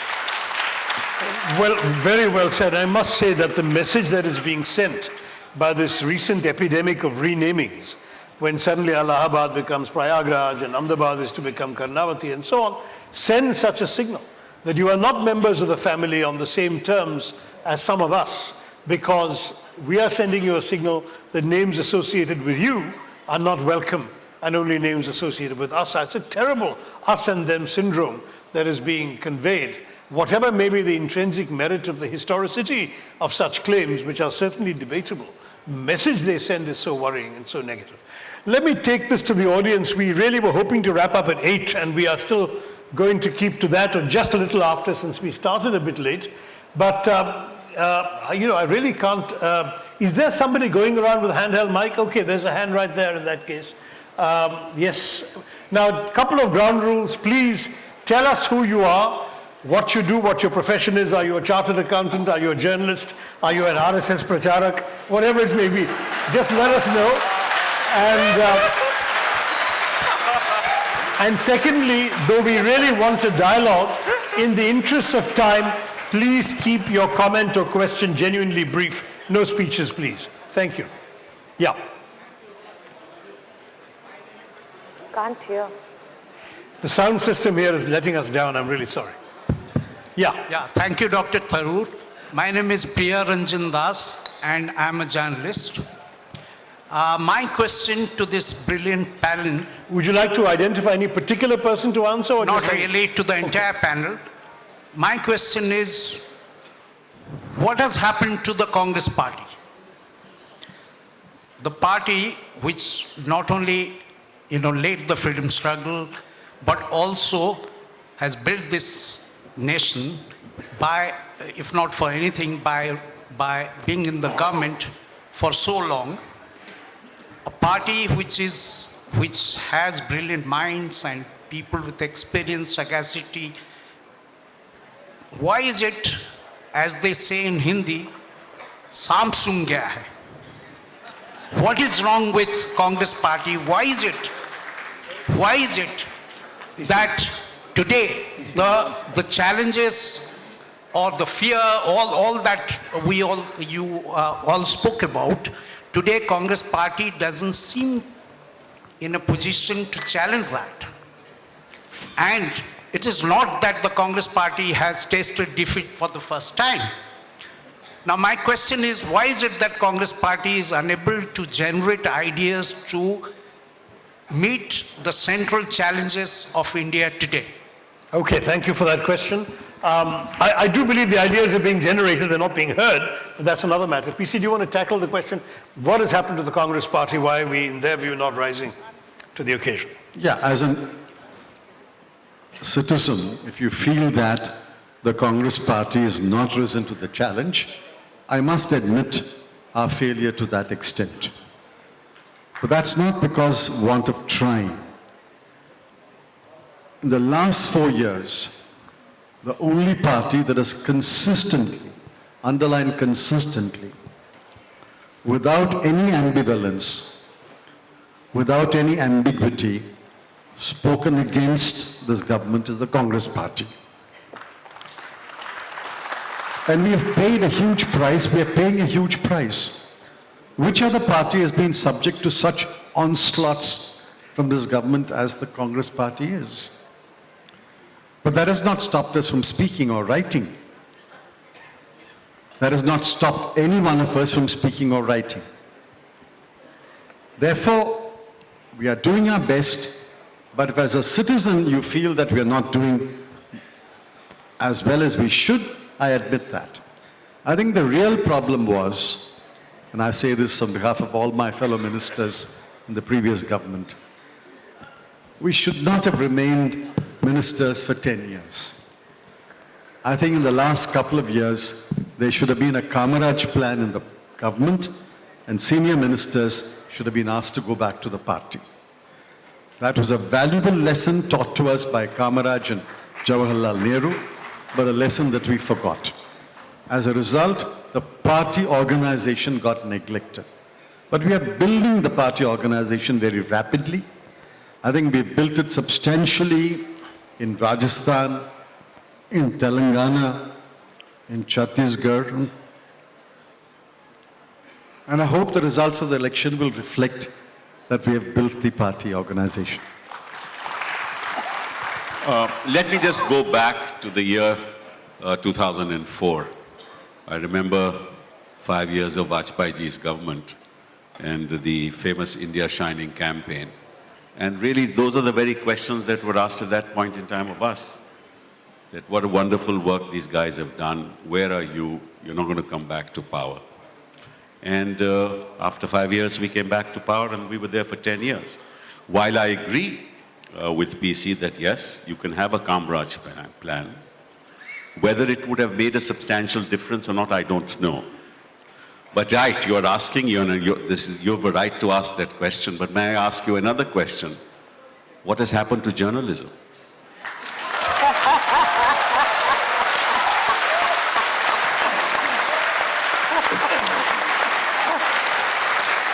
Okay, whoever has the mic there, yes, please. Yes. I'm Dr. Bhardwaj from Haryana, Bhiwani. I'm a surgeon by profession and I had been MLA as well from that place. See, I'll ask that my dear journalist to listen to Randeep Surjewala whenever he has time, then he will know that Congress party is speaking and bringing things to the notice of the public. That's one. Sorry, I should have mentioned Randeep was going to be on this panel. Yes, he by chance he's not here. His flight was delayed. But see, Shashi, when I see him, he snubs Sambit Patra and Trivedi and so many other people. And there is one anchor in G News, Sudhir Chaudhary. Once I saw, I get very little time to see TV. See, once I saw that Raj Babbar and Randeep. Let's keep it short. Yes, this is. See, the anchor was also down like anything. See, my question is, see what is happening in redefinition of India. See, once I was seeing a program on television, one professor from University of Delhi, he was distorting history like anything. Nehru did not did this, Nehru did not do that. And see, whatever we have read in last, say, I'm 65 years old, in last 60 years or so, he was redefining everything. Similarly, now the statue of Sardar Patel was unveiled in Gujarat. They were trying to say that lot of injustice has been done to Sardar Patel. Whatever the history I have read, I have never seen because I was born after Sardar Patel has died. So we have to keep it short. There's many hands up. See, they are redefining as if lot of injustice has been done to Patel. See, I request and I ask what our Congress party is doing for the correction of the distortion these people are bringing about. Well, sir, I mean, to be honest, Randeep would have been the right man to answer it because he has been defending. But many of us have spoken and written about correcting the historical record. So I assure you we've heard your point and we'll push it further. Somebody at the back. Dr. Thoor, I don't have a question, I have an answer for you. Okay, well, if you have the mic, you may as well speak, and then another mic at the back there, please. Yeah. Sir, आपने पूछा कि Bofors के time में media में, मैं Shyam Sharma advocate बोल रहा हूँ सर, दिल्ली हाई कोर्ट से। आपने पूछा बोफर्स के टाइम में सारा मीडिया एकदम से पीछे पड़ गया और आज इतना बड़ा स्कैंडल हो गया, कोई नहीं बोल रहा है। सर, उसका रीजन बताता हूँ मैं क्या है। अगर इंस्पिरेशन लेनी है तो शीला दीक्षित जी जैसे रात को 12 बजे भी अवेलेबल होती थी, इसलिए 3 टर्म चल गई, 15 साल दिल्ली पे रूल कर गई। आज का सिनेरियो क्या है सर, सुनिए आप मेरे से। पेट्रोल के रेट 80 रुपए लीटर पहुंच गए। आपके जो कांग्रेस के लीडर हैं जितने भी, उन्होंने क्या किया, अरुण जेटली जी की, स्मृति ईरानी जी की, सबकी क्लिपिंग्स ना उसको फॉरवर्ड कर दिया व्हाट्सएप पे कि हमारा काम हो गया। काम ऐसे नहीं होता सर, काम होता रोड पे आने से, पब्लिक को जगाने से, मेहनत करने से। तो सर रोड पे जब तक कांग्रेस के लीडर नहीं आएंगे ना, तो फिर वही याद रहेगा कि लम्हे क्यों हो अब जिंदगी में मलाल के, मैं खुद ही कब चला था देखभाल के। I would like to, my dear friend, I couldn't make it out very clearly. Honorable District One second, members, let Manish. Tiwari साहब, देखिए, आपकी बात से मैं इत्तेफाक रखता हूं कि जो आंदोलन की राजनीति है, जो विरोध की राजनीति है, वो बहुत ही एक सक्षम तरीके से एक विपक्षी दल को करनी चाहिए। पर उसके साथ साथ एक और प्रसंग है जिसको संज्ञान में लेना बहुत जरूरी है कि सियासत का मतलब होता है लोगों तक पहुंचना, और जब प्रचार प्रसार के साधन बदलते हैं, जो कम्युनिकेशन की टेक्निक बदलती है, तो उसका भी उतना ही इस्तेमाल करना चाहिए। आपने दिल्ली में देखा कि 2012-13 में एक पार्टी टेलीविजन स्टूडियोज में बनी और वो दिल्ली पे राज कर रही है। तो इसलिए मैं ये नहीं कह रहा कि सड़क पर विरोध नहीं करना चाहिए, पर जो यथार्थ या जो परिस्थिति बदली है उसको संज्ञान में लेना जरूरी है। तिवारी साहब, मेरा एक विनम्र क्वेश्चन है। अमित मित्तल एडवोकेट या from here, Amit Mittal advocate from supreme court. मैं आगे की तरफ ही आ रहा हूँ। एक छोटा सा निवेदन मैं करना चाहूँगा सर। मैं कांग्रेस पार्टी का बहुत बड़ा समर्थक हूँ और अशोक गहलोत जी व्यक्तिगत रूप से, या मैं आपके सामने आ गया हूँ बिल्कुल इधर, या अशोक गहलोत जी व्यक्तिगत रूप से मुझे जानते हैं। सीपी जोशी जी मेरे पड़ोसी हैं जयपुर में। मैं एक छोटा सा निवेदन आपसे करना चाहूँगा। आप बहुत महान लोग बैठे हैं। चिदम्बरम साहब से तो मेरी कई बार मुलाकात सुप्रीम कोर्ट में बहुत बार हुई है, सिब्बल साहब से। मेरा छोटा सा निवेदन इतना सा है, Congress party really it is really a great party और देश के लिए वास्तव में बहुत कुछ कर रही है। इन देश कांग्रेस पार्टी का निश्चित रूप से देश के लिए बहुत बड़ा अतुलनीय योगदान है, चाहे बीजेपी कहे, चाहे माने या ना माने, वो हम हृदय से स्वीकार करते हैं। Everybody is respectable and honour to the Gandhi परिवार और आप लोगों के लिए भी निश्चित रूप से। नाउ अब मेरा क्वेश्चन सर बहुत ही बड़ा विनम्र एंड गंभीर क्वेश्चन है, बहुत ही आप लोगों को सोचना चाहिए उस पर। अब ऐसा क्या हो रहा है देश में पिछले कुछ सालों से कि कांग्रेस पार्टी का कोई नाम नहीं लेना चाहता, पहली बात तो। दूसरी बात, कांग्रेस पार्टी इक्वल टू घोटाला पार्टी। कांग्रेस पार्टी के जो घोटाले हैं, मतलब we can't imagine as a Indian, मतलब आपके परिवार और आपके बच्चे भी शायद उस पर निश्चित रूप से बिलीव नहीं करते होंगे। आपके घर में अगर अकेले में आप लोग बातचीत करते होंगे तो कहते होंगे कि क्या स्थितियां हो रही है हमारे देश की। तो लाखों करोड़ों रुपए के घोटाले सर, लाखों करोड़ों के घोटाले, और मतलब स्कैम्स भी इतने बड़े बड़े कि मतलब नोबडी कैन थिंक। मेरा सर सवाल यही है, तो मेरा निवेदन इतना सा है। एक मिनट क्वेश्चन तो बोलने दीजिए तो ये जनता बोलने दीजिए प्लीज। जनतंत्र है, जनतंत्र से एक मिनट आप सुनिए, वकील को वकील से सवाल करने दीजिए। अच्छा बोलिए, लेकिन खत्म भी कीजिए। मेरा निवेदन ये है आप गणमान्य लोगों से कि ठीक है, जो गलतियां, क्योंकि गलतियां तो निश्चित रूप से इंसान है, हमसे होगी, पार्टियों से भी होगी, अब हम उसको ना दोहराएं। And we should pledge to the Bharat Mata, to the, मतलब हम अपनी गलतियों की माफी मांगे। Now we should give our better position.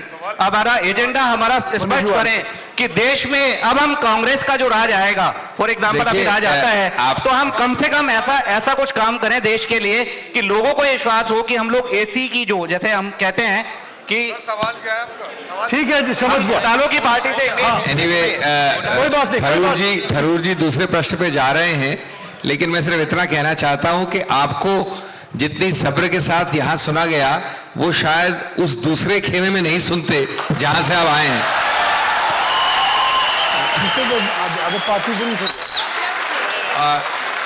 ये तो एक फर्क मालूम पड़ गया आपको दोनों पार्टियों के बीच में, और दूसरा, हमने तो सही या गलत खामियाजा उठाया, जिसको आप कहते हैं, जिनको आरोप लगाया था उस वक्त, कई चीजें जो हमने नहीं की उसके भी आरोप लगाए, हमने खामियाजा उठाया। लेकिन आजकल तो उसमें कोई तहकीकात ही नहीं होती, घोटालों की कोई सूची कम नहीं है। राफेल से लेके चीनी राइस कैंप से लेके वायापम से लेके सारा डायरी से लेके सूची उससे भी लंबी है। फर्क क्या है? एक तो आपको बोलने का हक यहां जो मिला है वो वहां नहीं है, दूसरा तहकीकात का हक नहीं है। बैक में किसी के पास माइक है? Dr. Tharoor, I have the mic. Can I? Okay, whoever has the mic Here. can speak. Yeah. Yeah. We can't see where you are. Yes, here, Dr. Tharoor. All right, go ahead. This is my question. My name is Vijay Gillan. I'm NRI businessman and I'm a poet also. I write poetry and slogan, and I've written Mahila Congress anthem also, which hope Sushmita ji liked it. Sushmita ji, I'm a poet and I've written your anthem, so hope you liked it. So my question is in poetry, and it is BJP's approach as well as there is a question on this. In this, so, कैसे लड़ोगे उससे जिसके पीछे पूरा तंत्र है, जात धर्म में बांट के रखना जिसकी जीत का मंत्र है, नर छोड़ो भगवानों तक की जिसने जात बना दी है, भाई भाई है खून का प्यासा जिसने ये नौबत ला दी है, साम दाम और दंड भेद चारों भरसक अपनाता है, गांधी के हत्यारों तक से जिनका गहरा नाता है, तुम लिए तिरंगा फिरते हो उन्हें भगवा लेकर चलना है, बतलाओ ऐसे आलम में कैसे फूलना फलना है। What is Congress strategy? Poet तो यहाँ भी बैठे हमारे पास, कवि है। कविता सुना दी, मैं भी आपको सुना दूं एक। सुनाइए। खुदा के बंदे बदल जा वक्त, खुदा के बंदे संभल जाए वक्त अब भी बदल जा। खुदा के बंदे संभल जा वक्त है अब भी बदल जा, मत कर एक दूजे से हमला कुछ ही दिनों का है जुमला। मत कर एक दूजे से हमला कुछ ही दिनों का जुमला, शहनशाही की आदत भुला के नफरत के बीज दफना के इंसान बन के दिखा दे। This is my question. देखिए, we promised you a discussion, you got a mushaira also. My name is Nazia. Okay, whoever has the mic, just speak. My name is Nazia. I'm the Vice President of the AIPC Uttarakhand. My question is in the context of our democracy. Is India being redefined? You did talk about government. You talked about how the RSS is trying to redefine India. You talk about how the BJP is trying to redefine India, but you did not talk about the people. You know, if the BJP is in power today, it's because people voted for the BJP. If 31% did, yeah. If Yogi Adityanath is the chief minister, people did vote for Yogi Adityanath. So when in the whole redefinition of India, what is the role that people of India are playing? Is there a new aspiration? Is there a new type of people in India? And if we're talking about... May I say, it's difficult to blame the people. You said the people voted for Yogi Adityanath. Actually, Yogi Adityanath was not even a candidate in the UP elections. He was imposed from the top by the BJP government. The parliamentary system allows them to do that. 31% of the electorate voted for Mr. Narendra Modi and the BJP. So 69% didn't. How can we blame the Indian people for what they've got? You can blame the system, perhaps, that made it possible. But I'm not sure that's entirely fair. However, the larger thrust of your question, which is surely we need to get the people to be conscious of the wrongs that have been done to them in their name by this government in order to ensure that these wrongs do not continue after the middle of 2019, that message is very clear, and we're all committed to ensuring that the people get the message you want us to give them. Hello. Yes, Hello. go ahead. Hello. Hello. My name is Navodit and I am from AIPC Noida. My question to all you guys is that, I mean, you raised that our institution has been hijacked. every time we party in the opposition always says that our institution has been hijacked by the government in power. Right. Why, as an party now, we are presenting ourselves we are saying that we'll do this much to save our institution. That is what I'm asking. Why our institution, why there is a loophole that our institution is being able to, people are able to hijack it. Okay, who wants to take that on? Why we are not doing enough that our institution, be it... Salman, would you like to handle that? Well, I think... Manu? That's in a sense, the theme today. Rewriting, redefining is hijacking. And I think there are very, very strong safeguards inbuilt into Indian democracy where it's not easy. But while it's not easy to successfully hijack, all of us have to be vigilant to point out the grave and gross attempts to hijack. And we have all, I think, on this panel, pointed out to you so many things. When the Congress speaks up, when individual congressmen suffer and then speak up, these are all attempts to combat it. So I don't think the hijacking is being fully successful. I don't think people are not speaking up. But yes, the tools of power are being misused to achieve it. And to some extent, power means that the power of appointment does achieve it to some extent in institutions, which will take some time to come back to normalcy. Okay, hello. this I corner have has a been question. neglected. I have a question. 49% women are here. We will give the woman a question, and we'll give a woman a question from this side, and then we have to end. I'm just raising a question. Yeah, go ahead. I'm here in the center. Yes. My question is, Rahul ji says, "Daro mat." Sushmita ji said, "Daro mat." And all congressmen on the ground, they are actively working on the ground. We are not, हम डर ही नहीं रहे हैं. तो हम लोगों का एक छोटा सा रिक्वेस्ट है for all the senior leaders on the ground, on the panel, that please, sir, please make sure you are reaching the colleges with the students, क्योंकि intellectuals जहाँ यहाँ बैठे हैं वो तो आपको सुन लेते हैं, लेकिन मोदी जी की रैली में 5 लाख लोग जो विवेकानंद और श्यामा प्रसाद मुखर्जी को इकट्ठे बिठा गए, उनको हम ये सच नहीं बता सकते. सोशल मीडिया पे हम ये चीज प्रमोट कर सकते हैं, लेकिन वो लोग जो सुन के जाते हैं, जिनके पास टीवी नहीं है, फोन नहीं है, मीडिया नहीं है, जो 200-200 रुपए में बस में भर के आते हैं, वो actually they are the real voters. अगर वो अपनी वो आपके they are not born Congressy or born BJP.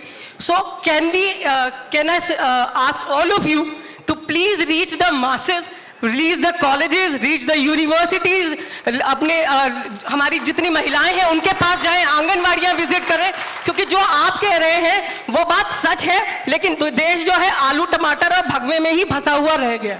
देखिए, 6 of the 7 here have contested Lok Sabha elections, have gone out to the people, have worked with the grassroots, and the other one is one who articulates our ideas very much for the people. But your message is clear. I think nobody here will disagree with you. We need to get that message to the grassroots. Aap theek hi bol rahi hai. I think we have to have a lady on this side because this corner has been neglected, and that, sorry, has to be the last question. Yeah, who has the mic here? Mic किसके पास है? Mic यहाँ नहीं पहुँचे. अच्छा. Sir, I just have one question. I wanted to ask one question. GDP बढ़ने के बाद किसान की स्थिति क्यों नहीं बदलती है? Sorry, all right. Whoever has the mic may ask a question, and then can I ask one of the volunteers to take a mic to this lady? Sir, respected panelists, I have this one question over here. Yeah, one question. Why is Congress losing its spark? It is very evident how Nirav Modi and all these bank looters escaped the country. As an individual, when I had to go to trace for somebody who escaped the country, I assumed I landed in Bombay in a domestic flight. I went into immigration on international airport. I went through all the records of there.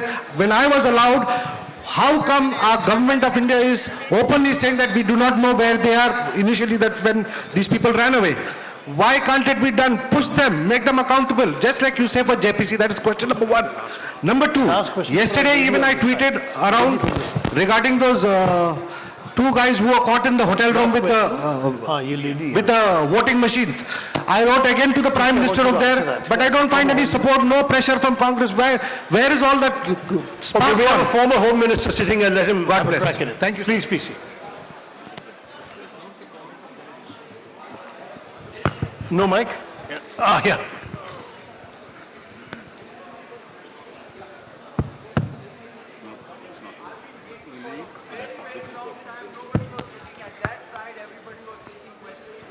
The names you mentioned, you're right. Each one of them was allowed to leave the country. They didn't leave the country by stealth. Each one of them was allowed to leave the country with the full knowledge of the government. One had got himself photographed with the Prime Minister in Davos and disappeared. One told the finance minister he was leaving, took his leave, bid goodbye and left the country. Therefore, there is no stealth in their leaving the country. All this was done with the blessings of the government. These matters can only be investigated by another government. As long as this government is here, how do you expect them to investigate how they left the country? These will be investigated. Rest assured, someday a future government will investigate how they left the country and who allowed them to leave the country. Well said. Okay, this corner has been neglected. I apologize. A lady has the mic, I hope. We had promised a lady a question. Is there a mic here? Okay, give the mic to the...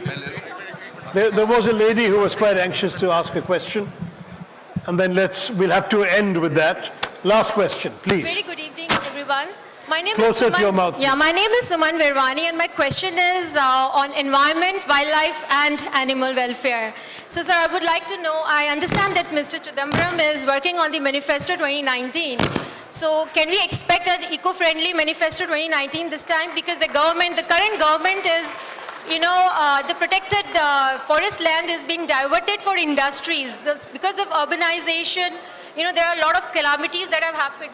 And you would vouch for what happened in Kerala recently. So, sir, can we expect an eco-friendly Manifesto 2019, please? Very much so. Under Mr.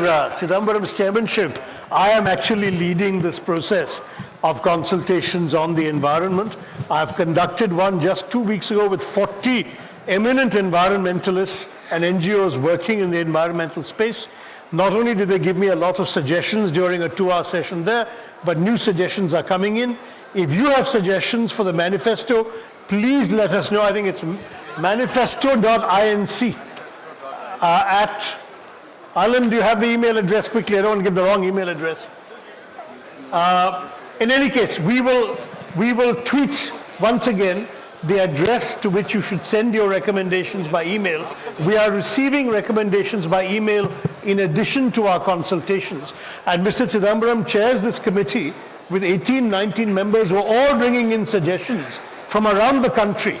And he is going to put together a very eco-friendly, very people-friendly manifesto. We want this to be a manifesto of the people, for the people, and eventually by the party. Okay, that will be the manifesto of the Congress. Thank you all very much. Thank you very much. And now... Sir, okay. Excuse me, sir. Maaf kijiye, we've taken longer than we were supposed to. We are 15 minutes over time. We have to vacate the premises. Thank you. Thank you all very much. Thank you, panelists. You've been wonderful. Thank you very much. Now I'll request Mr. Dr. Yogesh Sadeva for vote of thanks, please. And the national anthem. Yes. Just stand for the vote of thanks. मैं आप सब लोगों से अनुरोध करता हूं, इसके बाद हमारा नेशनल एंथम होने वाला है.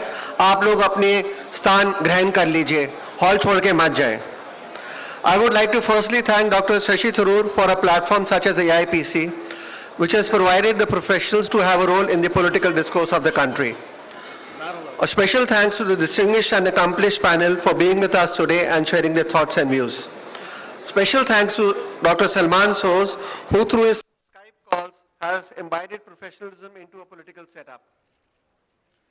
A very, very special thanks to Dr. Amita Singh, who tireless energy made us achieve the success we see today in this platform. And she's made a Delhi a fully functional team. Thank you, Dr. Amita Singh, once again.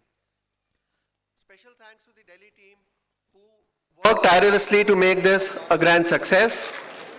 A very warm thanks to all the audience who have been here and will carry out the ideas out of this hall and across the country. The media who has helped us reach out to the people who could not be present today amongst us. Thank you and Jai Hind. Please stand by for the national anthem. Jana Gana Mana अधिनायक जय हे भारत भाग्य विधाता पंजाब सिंध गुजरात मराठा द्राविड़ उत्कल गंगा विंध्य हिमाचल यमुना गंगा उज्जल जलधि तरंगा तव शुभ नामे जागे शुभ आशीष मांगे गाहे तव जय गाथा जन गण मंगल दायक जय हे भारत भाग्य विधाता जय हे जय हे जय हे जय जय जय जय हे